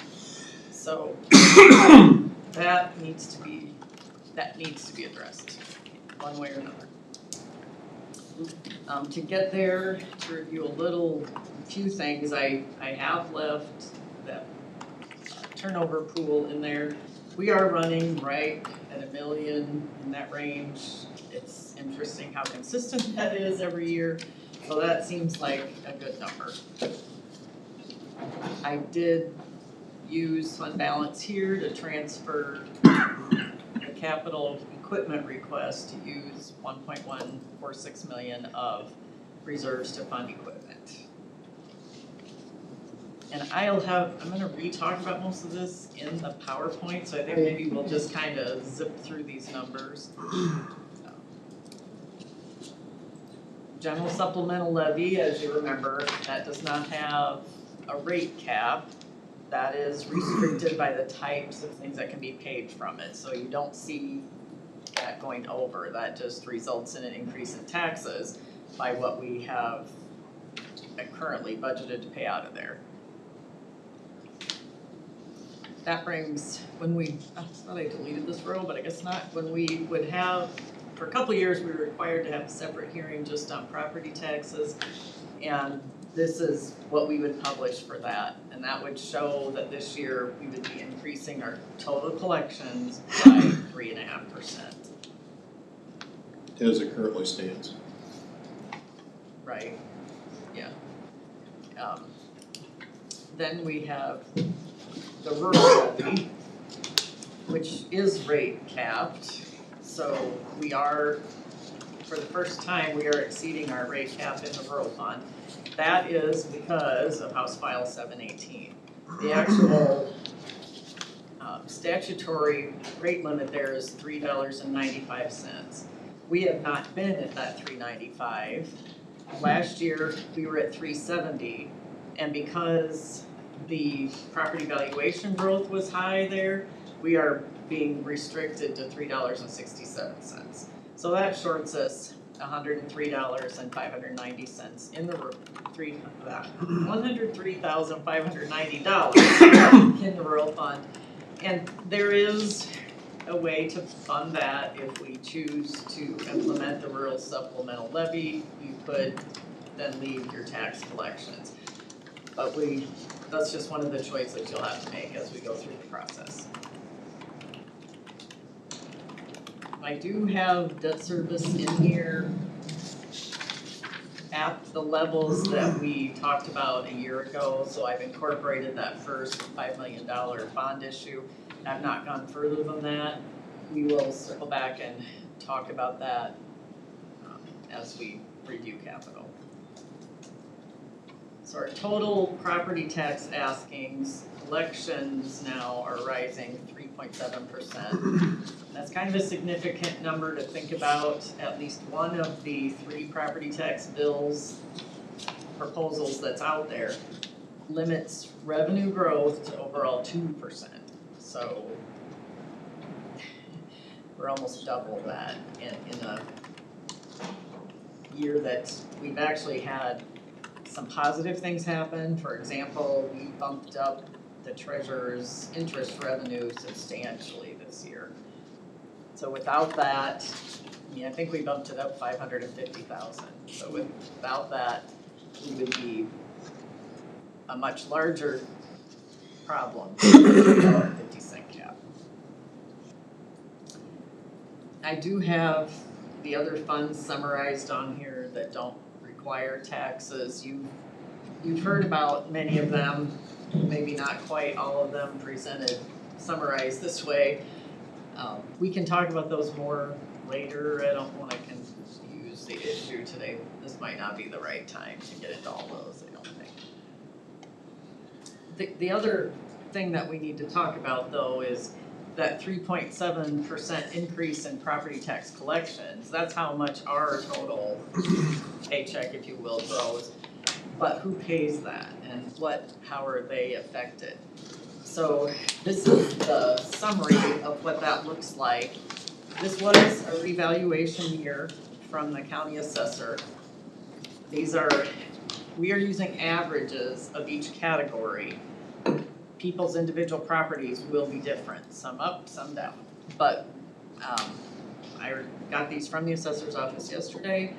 So urban residential properties, if your property value grows at 9.9%, based on what I'm showing you today, you would have a 4.17% increase in your taxes for the county, just the county share, for 27. Commercial had only 2.1%, so their increase is only 2.32%. Industrial is an unusual one this year. That's going up 10.1%. I don't believe I've ever seen that high. I probably need to visit with the assessors a little bit further about that.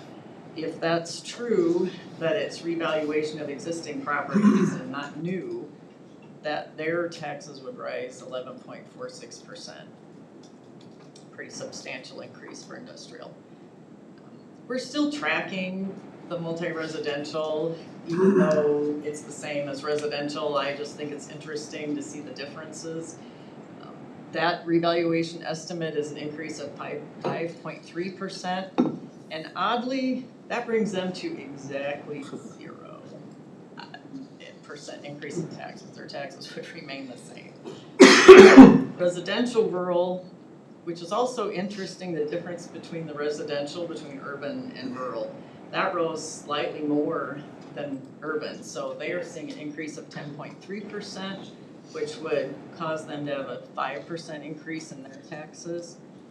And then agricultural property, while it had a large revaluation estimate of 26.4%, their rollback also fell substantially. So they see an increase of 3.07% from 2026. That is just a summary table. I have given you in your packets the more detailed worksheet that I think you're used to seeing that walks you through our total dollars, how each levy is affected, and then how each property is calculated. I won't go through that. And I think you said this, but this initial draft part, that has, does that have all eligible capital in levy and then all other in reserves? So what it has is all your equipment that's not eligible to be bonded for and taking that out of reserves. I haven't really addressed in here fund capital improvements. I worked on that this morning. We'll have more information about that next time we meet.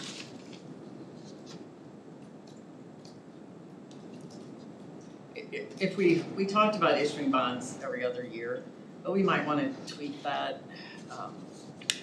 just based on things that are happening. So that's what one of the things I'm working on right now.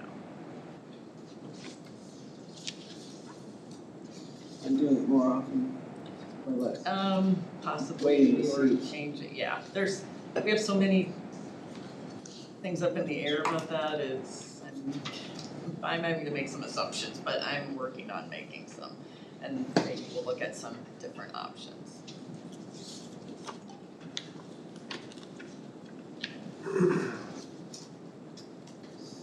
And so I do have our description of our fund balance, and funny that came up this morning. This shows all five. This is of course at June of 2025, which is the most recent year that we've completed now. And you should have this, I think you have a copy of the PowerPoint, so you have this slide too. This is where you can see, I'm just gonna focus on unassigned, which is the dark blue row near the bottom, because the others don't necessarily have a direct impact on property taxes.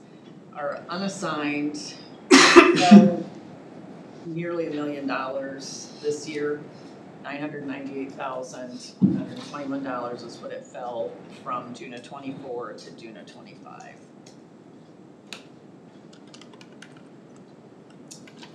This is an extremely summarized view of our operating funds performance through January 31st.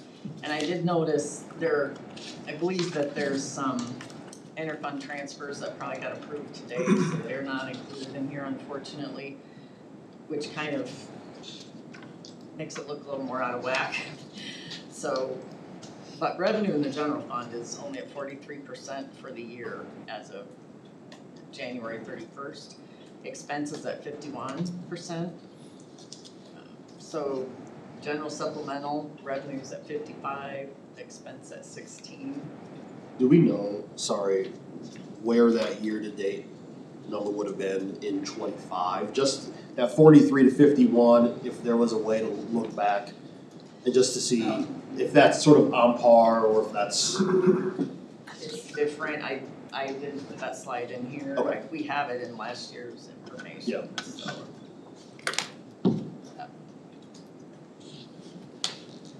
But I'm not sure, again, some of that. It's all contextual, I get, if things hit Particularly with different the times. timing of when we get the transfers posted, and I'm talking about general supplemental to the general fund to the secondary roads fund, and all those things make, they're big numbers. We do them quarterly, so they make a big difference. Do you feel a red flag there, or are you understanding where some of that transfer money is at? Yeah, not totally. I was a little surprised at the general fund revenue, but I think some of that will clear up at the time. Our first 6 to 7 months of the year are always lower than you would think they would be if you were dividing your budget out by 12 months.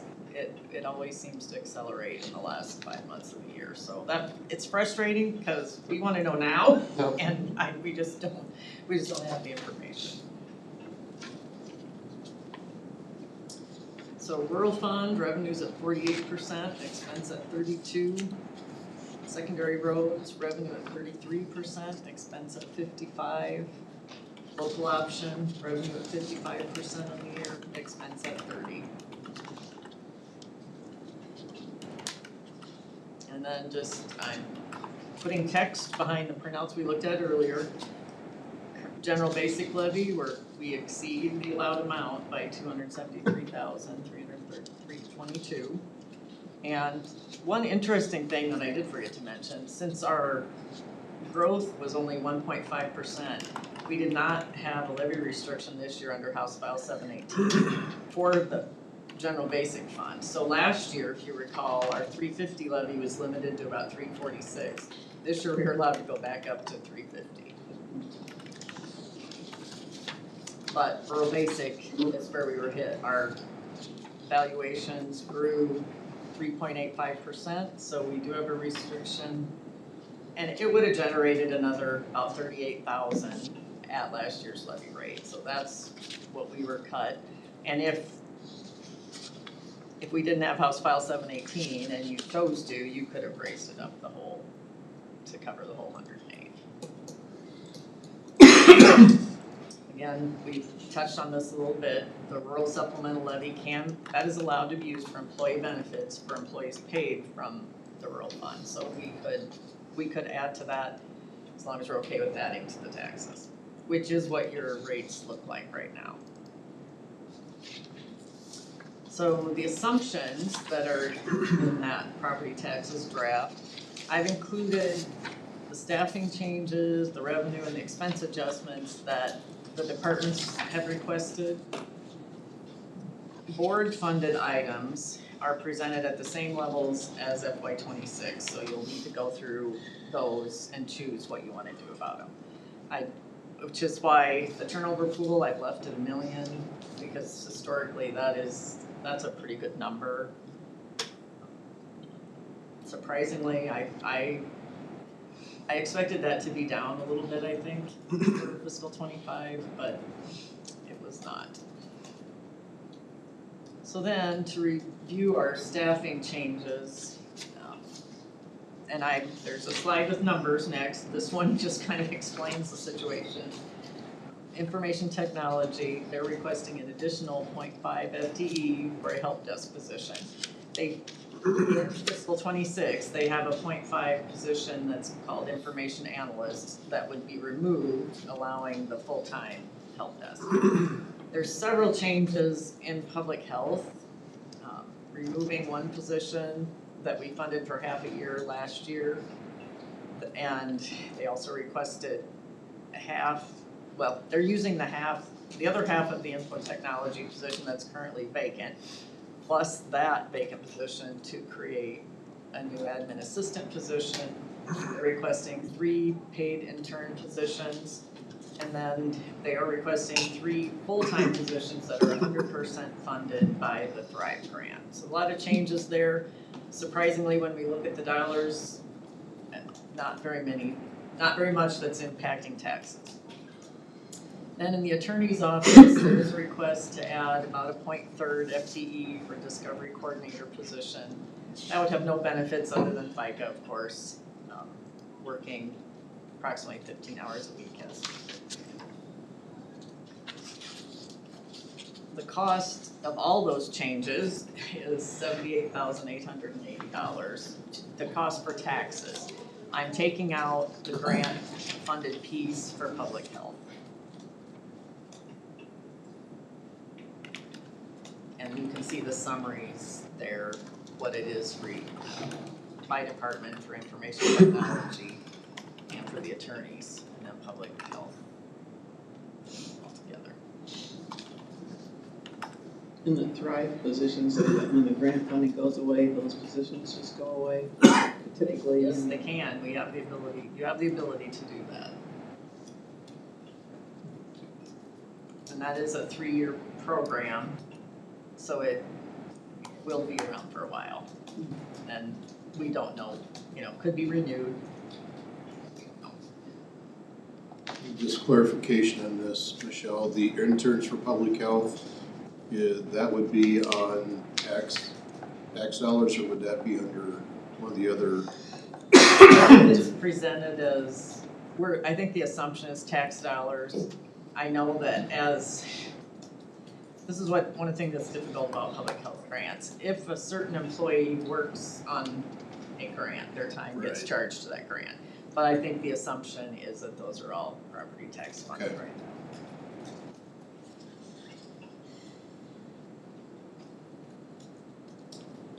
So then we get to, I started trying to make a list of all the decisions that you have to make yet. Non-bargaining pay, that's budgeted at 3%. Department head increases, currently budgeted at 3%. The elected officials, that's in at 3%. The request for additional staffing. And then courthouse security, I have done that with whatever costs.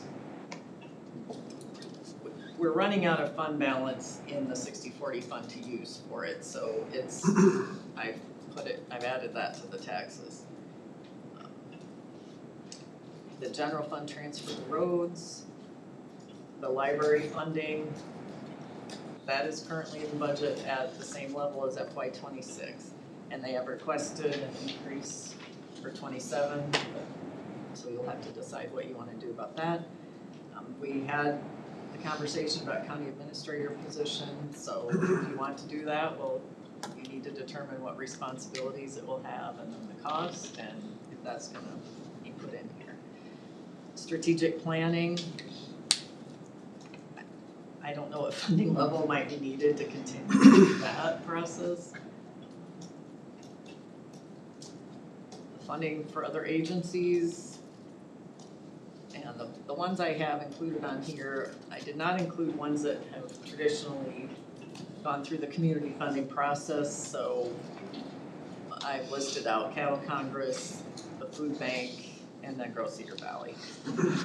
And they are currently in the budget at the 26 levels where we're at today, which $50,000 for the food bank and $25,000 for Cattle Congress.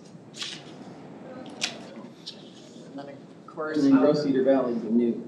Yes, it would, and so it's currently not in the budget, so to add 50 would push that 273 up to like 50,000.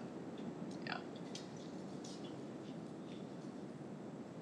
So we have to figure out how we're meeting that $3.50 general basic levy, the rural basic levy, and if you have a goal for overall tax collections and or increases to taxpayers, those are all the pieces that affect that. And we still do need to review capital project funding. all the department requests that you've seen. And I know there is a request for attorney's office space that I don't think we've seen numbers or proposal for, but I just know it's out there. So those are all the things that I've been accumulating on a list for a couple weeks now. There may be more, please let me know if I've left anything out. So, And the things that we're at what, 365 to get the amount, I know you said, but like to hit 350 cap for basic, the types of things, the things that we can look at or be considering are, you mean as other things to adjust? yeah, that we Yeah, have to adjust to hit there. I am starting to work on something, Oh. but I would need your direction on how you want to approach that. I think we should look at, so I still think that there are percentages of positions that we pay out of the general that should be covered by the rural, and looking at what else could be covered in addition to like the $100,000 shortfall in the rural supplemental levy.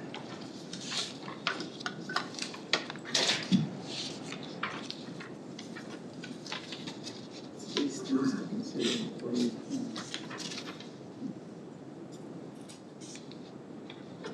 We showed 34,025,000, that's where we're set now, that's not inclusive of the sheet that says the board of supervisor decisions needed, that's extra, this is extra.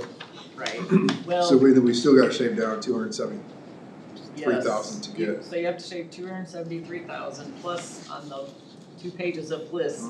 Anything that changes there from 26 would need to be reflected also.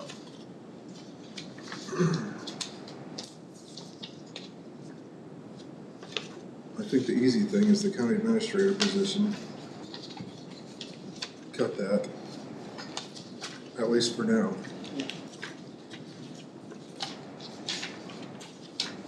Yeah, I agree with that. I don't think we're anywhere near you considering something like that at this point. I would agree. But I do think it's a worthwhile conversation that we should have, not just let's just say no and never touch it again, but I think for this year, take that off the list and consider that. In strategic planning, we might have to get with Amanda and Ted or whatever and see what he needs proposed, what we're thinking of. Because I know you put some training in your budget as well as we were talking about some of it in ours, and so we need to sort of do some of that. That's as far as the board goes, if we take pay freezes too, I know it doesn't add a ton, but. If you all vote. Right, I'm just throwing ideas out there. No, just ideas, yeah. Yeah. Zero, Kind but just the board, you know, not your other elected officials, or we just hoping that. Well, depending on what that looks like. What the numbers are. Impacts it, Yeah, that is something we didn't have, I think, and I know the presentation where it was the percentages and the amount. Yeah. There wasn't, it didn't show us dollar amounts for that, so I think that's something we do need to look at.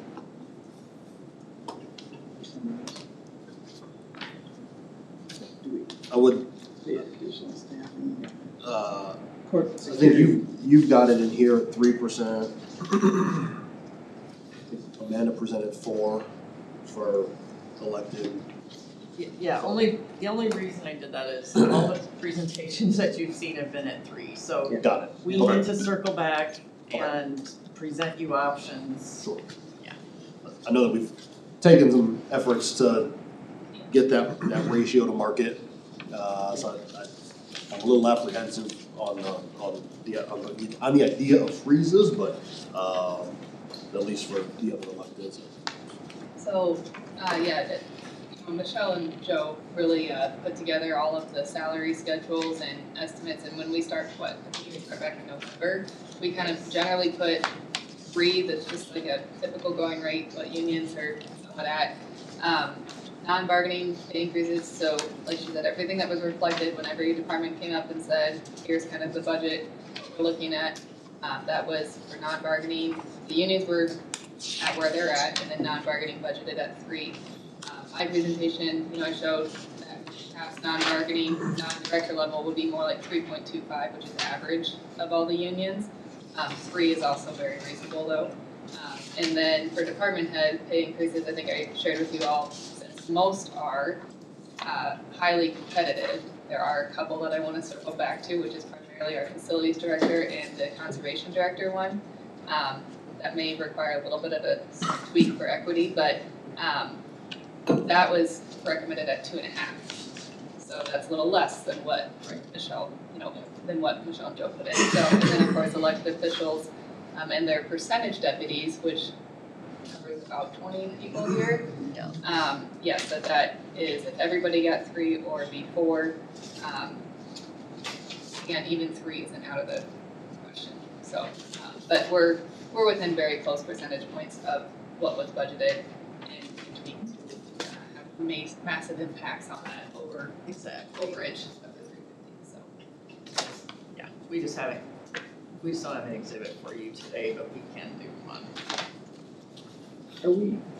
I don't, maybe we didn't see it, and I just don't remember it, the capital list, that's everybody's capital.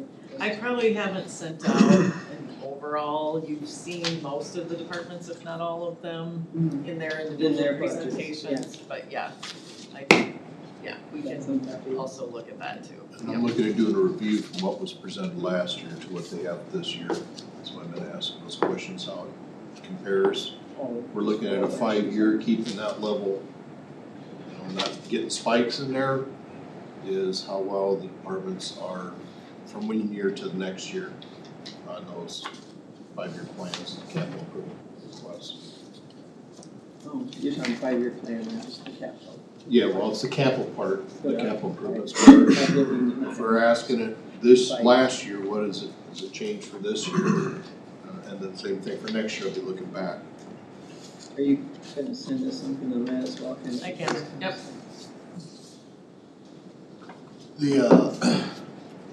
I know Brian presented last week, and I did watch on the courthouse security. What was the dollar amount on, was there a dollar amount identified on the courthouse security? There wasn't his budget, I was gonna say, but I don't know if we looked at What we Well, we looked at part of it in the sheriff's budget with the 60/40 fund.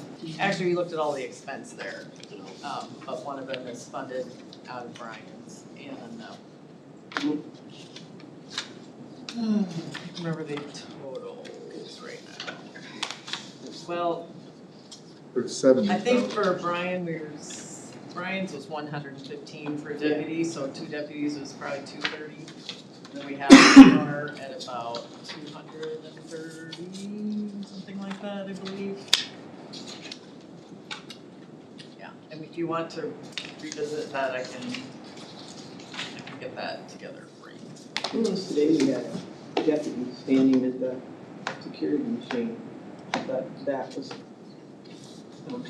Welcoming. yeah, it was, and to me, that's the secure feeling and the secure person there that's able to do that, so that was great. I was surprised actually, so, yeah. Was the scanner working when you came in? It wasn't earlier this morning. Oh, so you think that's why he was there, you mean? Well, I just, I don't I encourage him don't to be think they were there. there that long, I came in a little bit after they were there. Well, we need to encourage that. I think it makes a big difference rather than sitting at the table when they're at the end of the hall there or down from where people are coming in, is when they're there and visible. That's what I'm doing, your thoughts on that? For whatever. That is one thing I have encouraged them to do, is to spend a little more time up there. I've encouraged it through the team command, so I guess if it's good that it's done today, obviously I'm not over here to see whether it is getting done or not, so that's something you can let me know if it's not getting done, and we can re-encourage it. Okay. I appreciate it. He was friendly and spoke. He was friendly and spoke too, he didn't just stand there and look like he was up to it. He's good. Good. Are there, I'm trying to think of an easy way, Michelle, for you to, like, in some of those categories where we need to make some decisions as board members, if we could list some of them, not that you're telling us, I know, kind of like you telling us what to cut or that type of thing, or this is what your recommendation is, at least at this point, but just some of the things that would change that would make those categories. Yeah, reduce them, so. I put together a schedule. I didn't put it here. Let's see what else we got in slides. I'm reminding you about our geo bond limits. I think the only significant general corporate purpose that slides with inflation now, so it's a little bit higher than a year ago.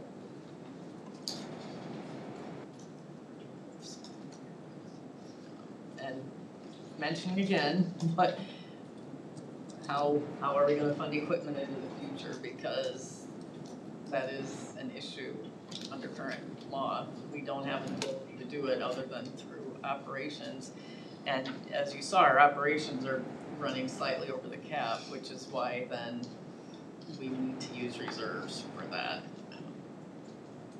Again, something to talk about with your legislators every chance you get. And I recalculated some of the information on the fund balance to, if we do that, to fund capital. And we haven't really determined what our ideal unassigned fund balance is. So this gives you several how much we would have. This starts out at the June of 25 balance and how much we would have that is available to use for capital or other things, just depending on where we want to keep our fund balance. So if you want to keep your fund balance at 45%, and I know the governor has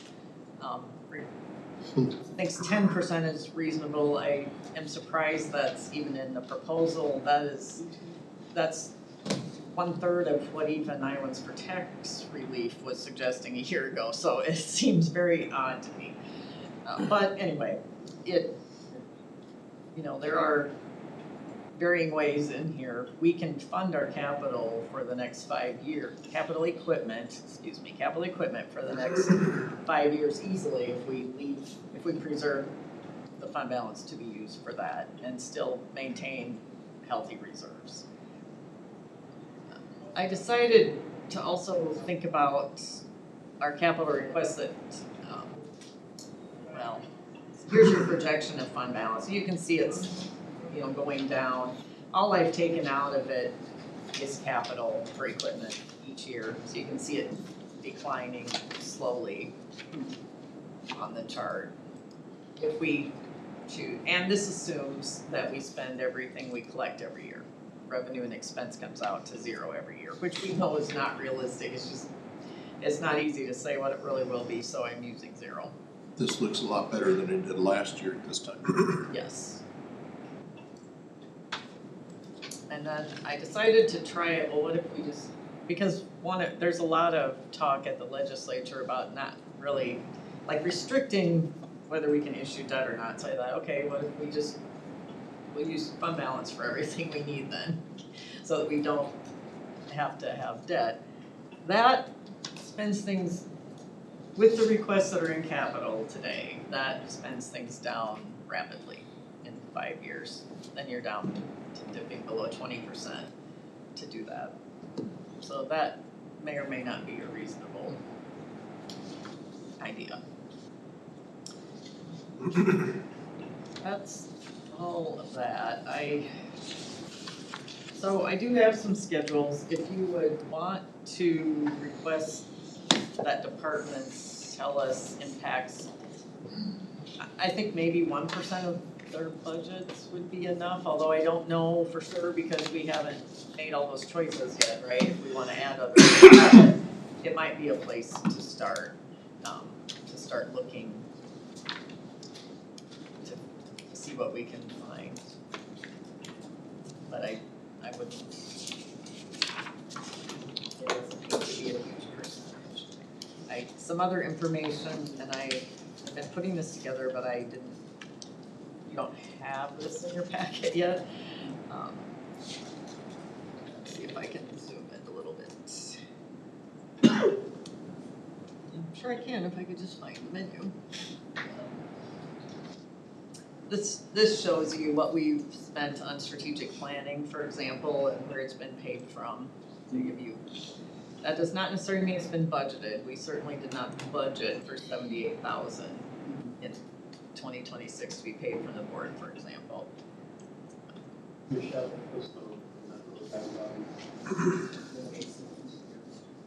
Go to the closure office. Thank you. I'm glad you. Well, yeah. And I put Gross Cedar Valley on here too. So I was starting to build this where I had numbers for some of the choices you need to make, but we'll add to that as we go. Yeah, I think it's okay to ask departments what percent would look like just to see. An exercise, yeah. As well as, I think we definitely need to look at that rural supplemental levy and what's possible in there. Do that.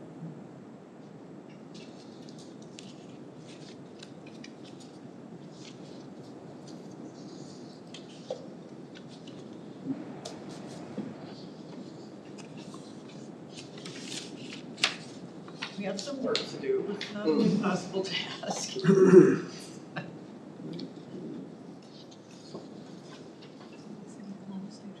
So what do we need for next week's meeting for us to start making some decisions, or what anybody's thoughts? Desires? Is there a preference, Michelle, what you want us to look at first? Not necessarily. Just have to get it all in the hopper. Can you repeat the dollar amount we need to? For the general basic levy, it's about 273,000. Then for rural, it's just under 104,000. But we do at least have the ability to use the rural supplemental choose. As we look at the rural supplement, I wanna see what that's currently in the general basic that might be able to go in. Yeah, we can try to figure out a way to. I don't know if other counties are doing more there. I think we are doing most of the traditional things there, but we can sure look at it. Happy to do that. There were 103,000 on Our employee benefits in that fund are higher, so I know there's a little room in there. A lot, but.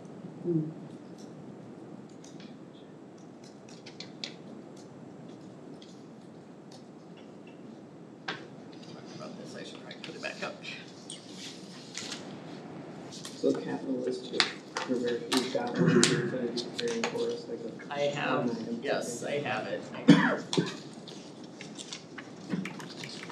5-year, there's a summary sheet, for summarizes the 5 years, and then the individual sheets you've already seen, but we can provide those again. So when you're mentioning, Chris, the 1%, you just mean a thought for what it means to a department if they were to cut the 1%, What ideas or suggestions they have. We've had to do this in other years. We took some, we didn't take all of them. Try very hard not to affect our core operations. It's not the first place I wanna go. No, that's okay. I know, that's see just the number is a one thing, but suggestion. it's just, yeah. By no means is it suggesting we would necessarily. Because there again, it's the county operations that you want to keep going and we need to fulfill, whether we do outside agencies and that type of thing or not. But to me, that's where our first and foremost,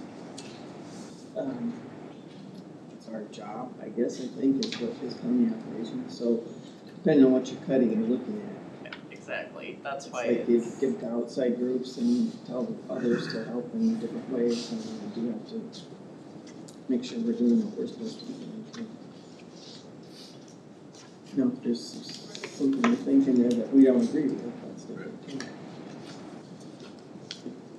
Positions might be one, I don't know, like I said, maybe some of those.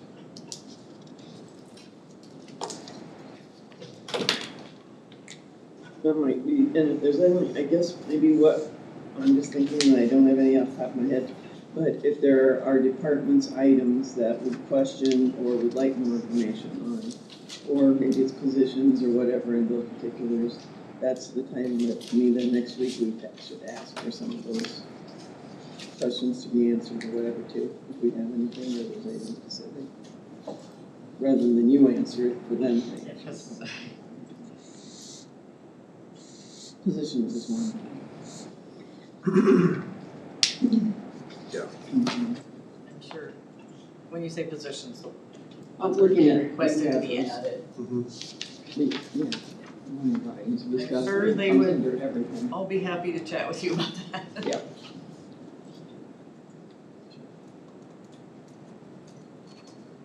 What's the current percentage split on the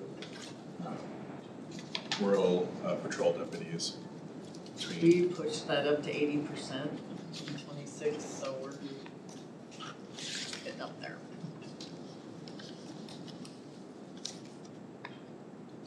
I still go back to, I think that should be 100%. You live in the city, you're paying for a police force already, and certainly citizens benefit from the cities having police forces, but they don't pay into that at all. And so that's where the balance comes, is that. So help me understand, does that include staff that's inside that are deputies as well? And does that include our deputies we have here? It's just people on patrol. Just that we do 80% of the patrol division gets billed out to the county. And I understand, Chris, about moving that to 100 to the county, but they do stuff inside the town or inside the city limits as well. A big part of what our patrol division does is somewhat different than the police department's, is court ordered committals, pickups, that kind of stuff. The vast majority of those are within the city limits. Occasionally there's some out in the county, obviously. And we've got civil division that mostly stays in town, but the patrol division does help them out with some of those things too.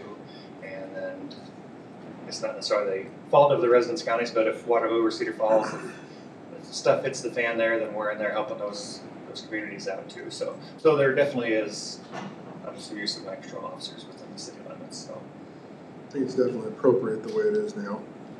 what's that? I think it's appropriate the way I think that it is now. it's definitely fair. It's before, I don't think we did 50-50 until a couple years ago. I don't There know what wasn't that even was. done I at guess all, I haven't yeah. been here that long, but Okay. I think it was at 75. 75's just been in the last couple of years, and that came up from previous years. So it's been working its way up, but I mean, obviously, it's a decision for you guys to make, but I will say my patrol guys don't spend 100% of their time out in the county, so. And we were, gonna talk to Nate too about the request for the guns. Yes. I think, I'm just saying. Whenever you guys are ready, yeah. That's what I meant. That was just one I just happened to think of, that we hadn't got back to you on. I did have just a quick question on the time allocation. Do you all have that measured by chance, since it's been a conversation the last few years, just to make sure that 80% is right, or should we maybe be at 85% right? Like, We don't, and even if like we went back and tried to use mock as a tracking thing that showed where we were, I think that would still be skewed. Say, if I have an officer get an OWI arrest out in the county, that takes 3 to 4 hours to process, to reports everything, that's gonna show where that officer's sitting in the sheriff's office for 3 or 4 hours from an incident that really stems there, saying our investigators do something, they come back here, they're doing interviews, they're doing reports. It would be very tough to actually show based off of GPS anyway, where they're spending their time. But there's no doubt they are spending the majority of their time, especially patrol out in the county, but not all. it'd be interesting to know, I get the point of processing paperwork and whatnot, that, but to your point of, I believe it was committals or Yeah. even an idea of percentage of time there. I mean, There's something. I can run the numbers for you and show you how many Yeah. committals they've done. Yeah. So that's going, picking somebody up, taking them to the hospital, sometimes sitting for a We while. can sort of assign some time amount of what each of those, understanding it's not. Sometimes those science, committals too result in us taking someone to Sioux City or taking someone wherever, so now you're talking, who would you bill for those things, yeah. Yeah, again, recognize it wouldn't be a pure science, right, but it would perhaps give us enough glimpse to see if we're comfortable adjusting that number slightly or more than slightly. If you're gonna come up with something, although it doesn't sound like moving to the rural fund is a real great option right now anyway, so. That's the conundrum we're getting into. I would encourage anybody to go ride with them if you haven't. Spend some time with them and see what they do out there. Always welcome to do that.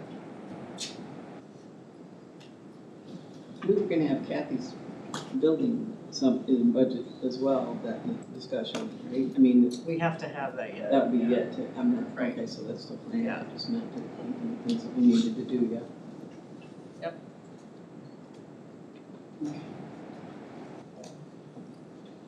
Yeah, I guess that's if we one think of the about it- reasons I haven't completed the capital thing. We still got some things to process, I guess. Well, in the attorney's office, if that is, or, We have to Where figure out it's what at. that is too. yeah. Cause it is still kind of open, but it's not. Linda brought up the topic of the guns, and it's something I want to talk with you and Jason about. Yeah. Perhaps separately, outside of this. Okay. I just kind of pick your brain on options, particularly with the SWAT weapon assignments at some point. Alrighty. Obviously, I know sooner than later is better, because like I said, there's a 7-8 month turnaround on the time we order these to the time we get them.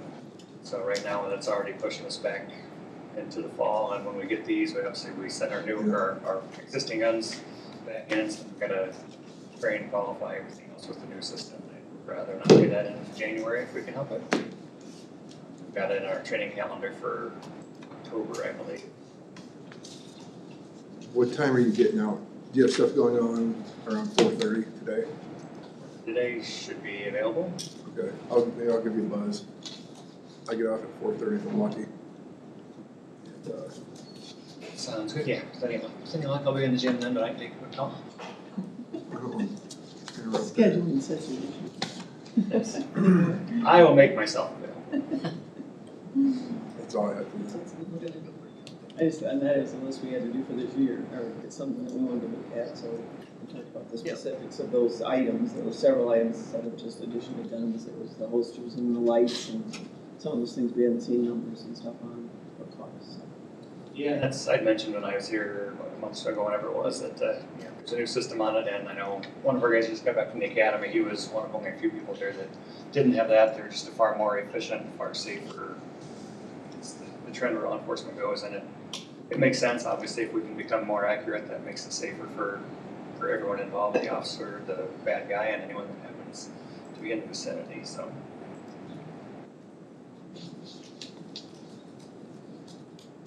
It doesn't sound like anybody's got anything else, but I was gonna say, it doesn't mean we can't get something in the shell if we need to before, like, that we think about when we present it or whatever too, actually.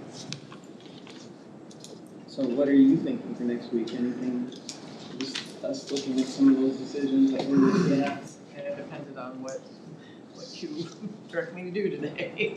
And there is more being done on capital and.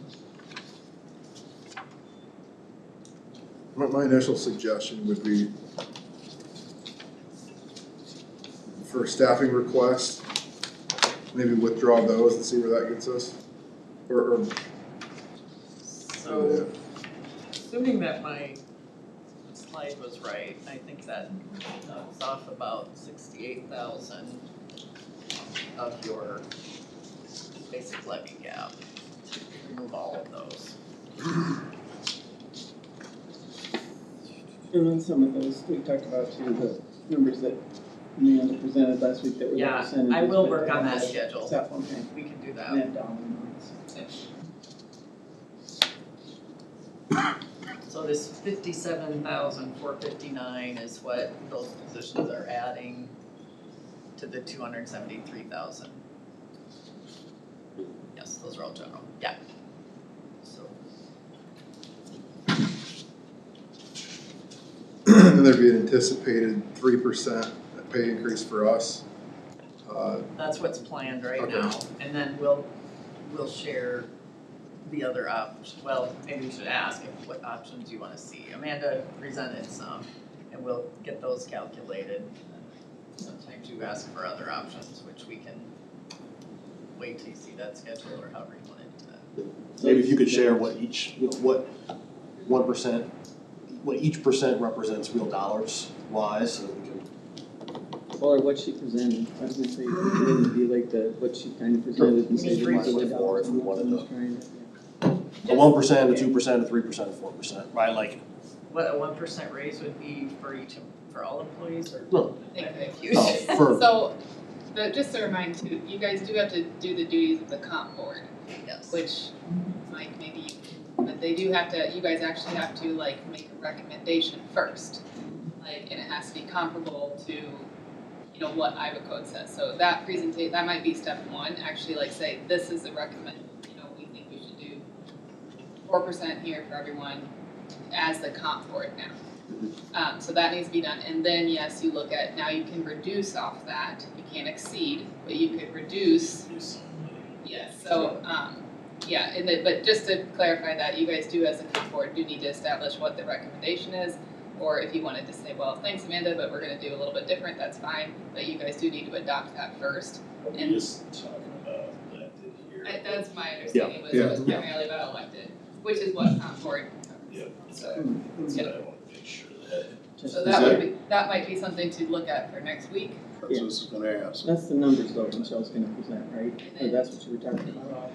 I'll prepare them for Amanda to talk to you about. Yeah. Or whichever. Yeah, but we can come, yeah, like last year we came up with a few options, but we do need to kind of know where you guys set the salaries as the comp board first, based on what we presented, and I can certainly, you know, we can talk about that next week. And we still have to do the max levy thing where you do the larger amount and scale down. Yeah, we don't have to have a formal hearing for that, but we have to upload our highest levy rate, you know, by like March, I think March 5th is the deadline, so by the end of February, I would be hoping we at least have to know the top side at that point, which other than debt service probably can't change too much from what you've seen right now, unless we would increase something coded to rural, then we could increase that supplemental. Michelle, did I miss where community service funding was in this? You know, I didn't mention it actually because it's in one of the board lines on your first exhibit, your property tax askings. It does not have its own row on there right now. I could do that if you would rather. But it's in there at 100,000 because that's what was budgeted for 26.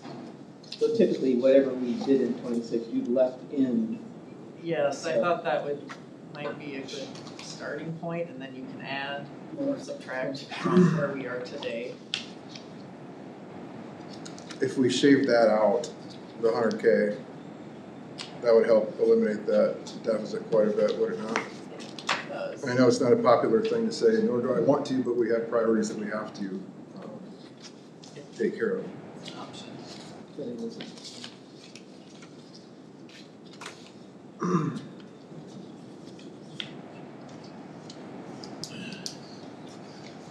Okay, I gotta circle back to what David said. Trying to understand the 1, 2, 3, 4. Yeah, I was just talking about the electeds. As a group, Yeah, so everything was about a 4% increase. I was just wondering what each percent came out to dollar amount wise, right? Whatever that dollar amount is for 4%, I can divide that by 4 and I can get there, but Yeah. I was just wondering, so for instance, if instead of going at 4%, we went to 3%. I can do that, I just didn't Yeah. understand Yep. where you were going. A lot of coffee this morning. Not enough, apparently.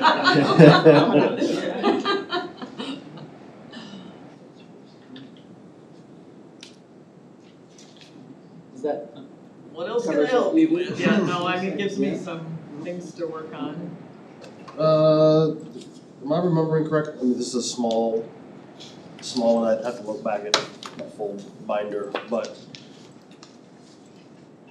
Humane Society, I think there was a conversation about how that's funded, whether it's through rural or whether it's through general, and maybe at least a clarification of where we can fund that through. And if I recall, it was like really old precedent that said we needed to fund it, that we were interpreting as stating we needed to fund it out of general, but Send you what I have. Okay.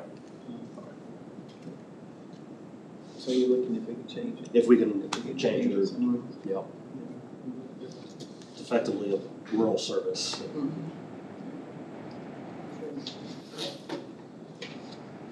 Okay, start. Maybe Yep, not where we that's go what too we far. had today was to, the Yeah. first glance, so. Super. Well, we'll move on then. I was gonna say, before we do in closed session, I was gonna say we were gonna do the information for the board, correct, any reports, information for the board. Yeah, I did gotta bring up an issue I had. That's a phone call yesterday about the property in Washburn, which has been a problem for quite a while. Picture, which I can pull it up, is actually on Beacon. Sorry, Al, I'm gonna put this back up. Oh, yeah, That's on Beacon. remember. The home's been sitting empty since I think 2012. Rory's been doing his best to work with the homeowner. The place now has got doors apparently been broken into, windows are broken out. Last time I was out there, it looked like the roof was to the point it's degraded where it's leaking water through now. There was trees growing in the eaves where they're about ready to fall down. I guess my question is what do we need to do if this home is now to the point where it's not repairable and it needs to be condemned? Does the county have any responsibility in that process, or what would be the next steps?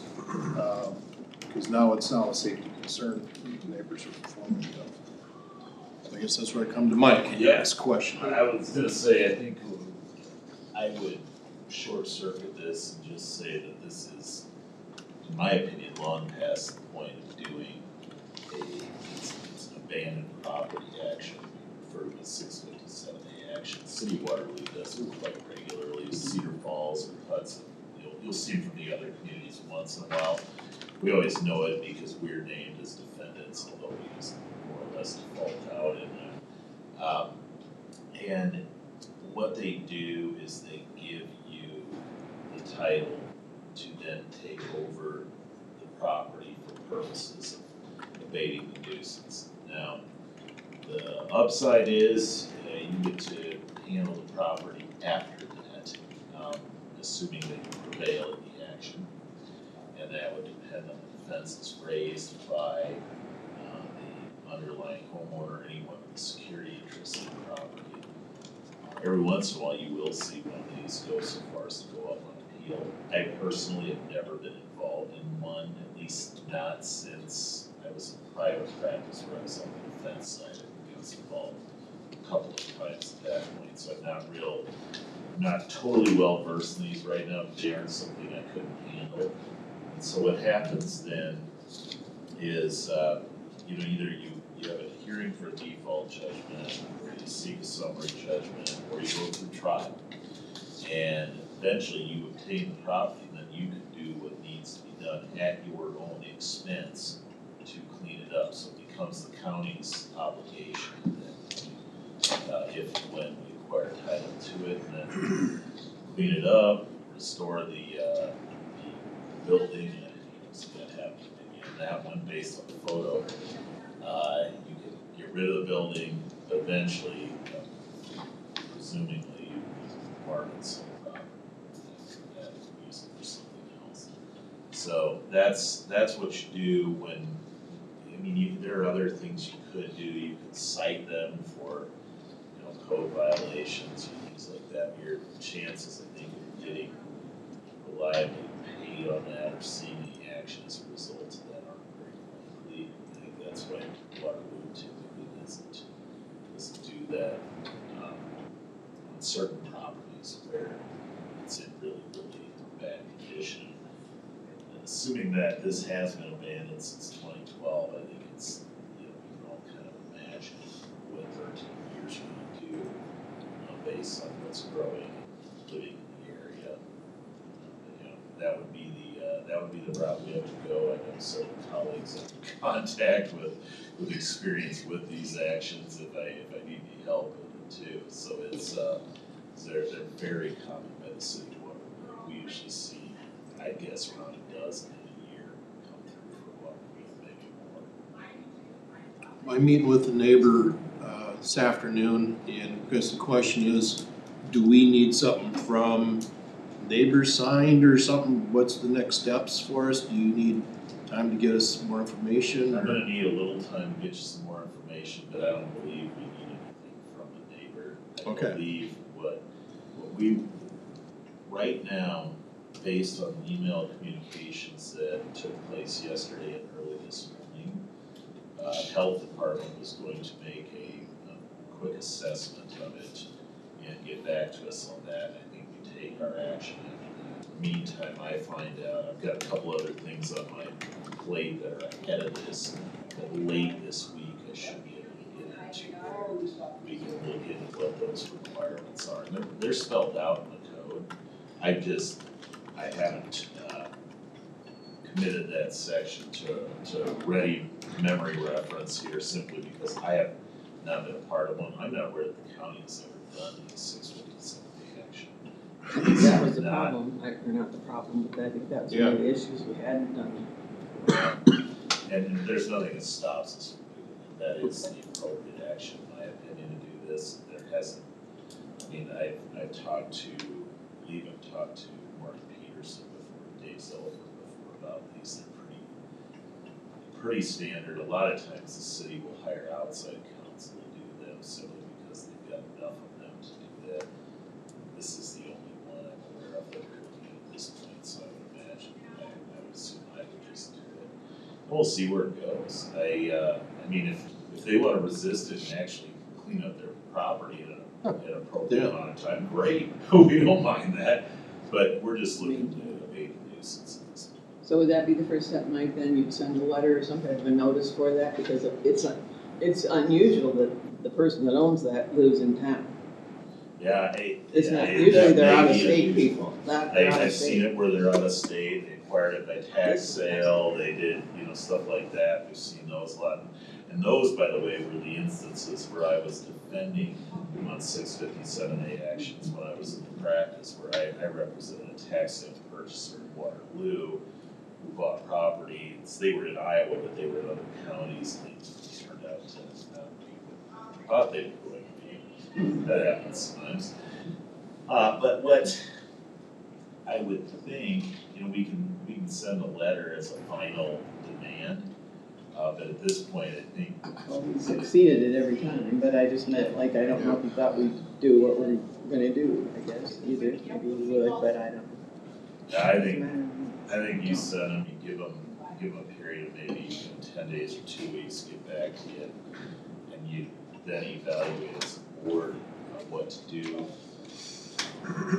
It's litigation, so it could be, reason for a closed session doesn't absolutely have to be just to affect strategy and disclosure of it. But at that point, we go forward with the action because I think there has been, I don't think Rory's in here right now, but I think there has been a fair number of communications in the past about this property. I don't think this is. Well, he usually goes out, I think, in mows or something. Mows, first it was mowing. But now it's over first too. Yeah, the house is basically collapsing now to that point. Yeah, and the structure itself, even if you mow the yard, the structure itself is still a problem. And if he doesn't want to fix it, well, he can tear it down if he wants to keep the property. And the problem is this owner is not leaving us many other options at this point, is my understanding. The county, to our credit, we've been really patient with this. Maybe not to our credit, I don't know. Yeah, two. I think it might be wise for us to get at least a rough estimate of what abatement would cost us. I mean, I know when the cities do this stuff, they have more access to HUD, like redevelopment dollars that they're using to rehabilitate or tear down and mitigate whatever running into asbestos mitigation and all that kind of stuff. This might be a $200,000 venture. That's a fair point because, and maybe the city, I talked to their planner to see, since we were working with them regularly anyway, to see if he can give us a ballpark and direct us to a source to give us a firmer estimate. I don't know what the Chris, they hire contractors to do that, they do some of it themselves, No, they don't. yeah, you would know, I guess. They hire it out. Things that have changed, but I would think you're somewhere between 10 and 20,000 probably. Yes, we would have pretty good reference with the flood valve property that we get to, there's one that we did maybe 4 years ago. We kind of reference about the same size of the home. Back to that boardroom. Rory, there's seats open. Perfect time. Yeah. Can't hardly hear you. Go ahead, I'm sorry. So I was just saying there's seats open if he wants to come. Yeah, we could. Rory, your voice, we couldn't understand it, because, presumably because of the way it's coming through. You wanna try again, Rory? Well, yeah, I can barely hear you as well, but I just wanted to say, if you can hear me, that with our flood buyout properties, the most recent one being, I don't know, 4 or 5 years ago, like Beacon Road, we can use that kind of as a reference for cost as well, potentially. But it's not a huge deal for me to get somebody out there and give us an estimate too, just to get an idea of what that cost would be. If you can hear me, yeah, just to give you a little back history on this property, a few years back, we were able to trace down the property owner. And I think I've indicated in a few communications to the board that he will get out, he'll mow the property, he'll do a few things. It's pretty short-lived. It's been kind of a constant struggle to get them to be consistent. So we've got communications with a few neighbors in the area that keeps us informed. But again, it's been an ongoing for now. So my recommendation absolutely the 687A is a possibility. Look at the boardroom sound system from next week's agenda. And Lori, I'm just glancing at the code requirements for this right now. It does require preliminary inspection, so I'd like to talk about that ahead of time, just to make sure we're doing it in a way that satisfies the code requirement. And then it talks about then the proceeding that takes place after that, and who gets the opportunity to abate the nuisance. So yeah, I'm gonna need a little more background time, but we're gonna be able to get this ready to go fairly soon. Okay. By fairly soon, I mean we should be clarified as to the requirements.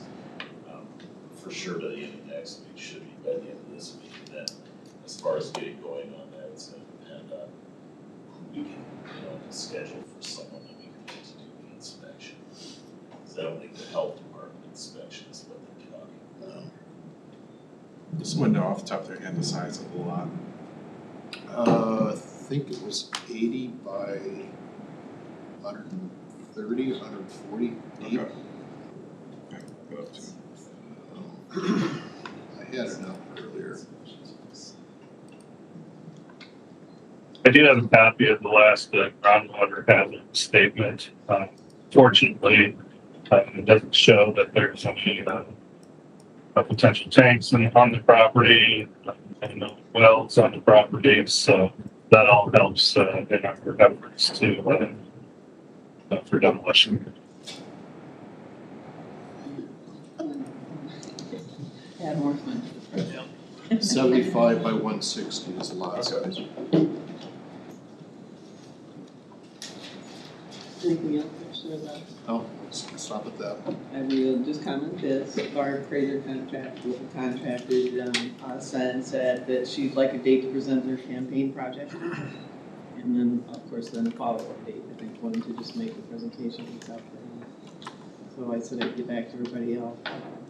And if we wanted to do that next week or wait till another meeting, but it's. Also, the Who was Raycom. that with, I'm sorry? I'm sorry? Who was that with? Barb Fraser, Northeast Iowa Food. Raycom meetings, we were trying to schedule that last for March 4th, 1:30. Justin's the only one that's responded that worked for him. March 4th. March 4th at 1:30. And the reason that date was selected was because they are here on that day in the morning for the meeting consolidated. That doesn't mean we can't go for another date, it was just like that, like an easy target to say the afternoon. 1:30. 1:30. Giving everybody a chance for lunch. I can send something out, but I just wanted to kind of put it on the radar here that we need to at least confirm and recommend the dates that we need to look for. The action committee, updates, I'll probably wait till we get a little farther in the budget, get further down that, maybe sometime in March, have those updates for all the board. And, just as an FYI too, I've been in contact with Ben Delgardelle about his update on the panels in Washburn, as well as he'd been asked some questions, about housing development and expansion and that type of thing. He said he'd be happy to do a presentation. Kathy had also mentioned doing the drainage district information. So thinking right now, at least of February 24th, throwing that on kind of like a Washburn work session. So anything to do with Washburn, yeah. 24th. 24th, yes. So we've got, just thinking of our schedule that day, we've got 10 alignment session. That's in the afternoon at noon. Yeah. So, depending on budget and what the rest of that agenda looks like, we may need to push that a week. Just, yeah, well, we can see. Yeah, do March 3rd. Otherwise, it can be like. Do the Washburn thing March 3rd. March, no. I mean, we could, maybe, we'll see where we go with it. He was confirmed the 24th. No, Ted's is saying moving the discussion on Washburn to March 4th. Oh, yeah, I mean, it's a possibility. Like I said, sooner the better and get it going. Yeah. Ted, can't be done by noon. You're just thinking as we're staying kind of long on meetings lately? Yeah. Maybe Michelle can do some magic with her budget. Oh yeah, you can imagine by then, Michelle. It might take a long time, but it's like, we got 2 more weeks, so we'll see. Yeah, it's just kind of getting through stuff, quite honestly, at this point. Okay. If you want shorter meetings, we could start adding Or we could do on it Thursdays. Wednesday, or, yeah, that's true. We've not done any additional sessions for Tuesdays, but, that's true. Time. All right, so I'm ready to move on to closed session, or anything else come for the board? Okay. All right. I'll make the motion to go, Provisions going to 21.5 Code of Iowa, Blackhawk County Supervisors proceed into closed session for the purpose of discussing strategy with counsel and matters that are presently in litigation. so moved. Second? All in favor, roll call vote. Schwartz, Yes. Sorry, but we, Hall, Yes. Kurttenbach, Brant, Leyland. yes. Motion, closed session be adjourned. So moved. All in favor, say aye. Aye. Opposed, same sign. Closed session is adjourned. Item 14, closed session number 2. This is a resolution that pursuant to provisions of 21.5C Code of Iowa, the Blackhawk County Board of Supervisors shall proceed into closed session for the purpose to discuss strategy with counsel in matters that are presently in litigation or where litigation is imminent, where its disclosure would be likely to prejudice or disadvantage the position of the governmental body in that litigation. So moved. Second. Roll call vote. Brant, Yes. Kurttenbach, Yes. Schwartz, Yes. Hall, Yes. Leyland. Yes. It's a motion to close the session and be adjourned. Is there a motion? So moved. Second? All in favor, say aye. Aye. Opposed, same sign. Closed session is adjourned. Now, we're into the adjournment, really adjourned. I'd like Is to there make a a motion to adjourn. Second? All in favor, say aye. Aye. Kill the one who doesn't. That's right. Death to anyone who doesn't. Thank you very much. 12:30. Now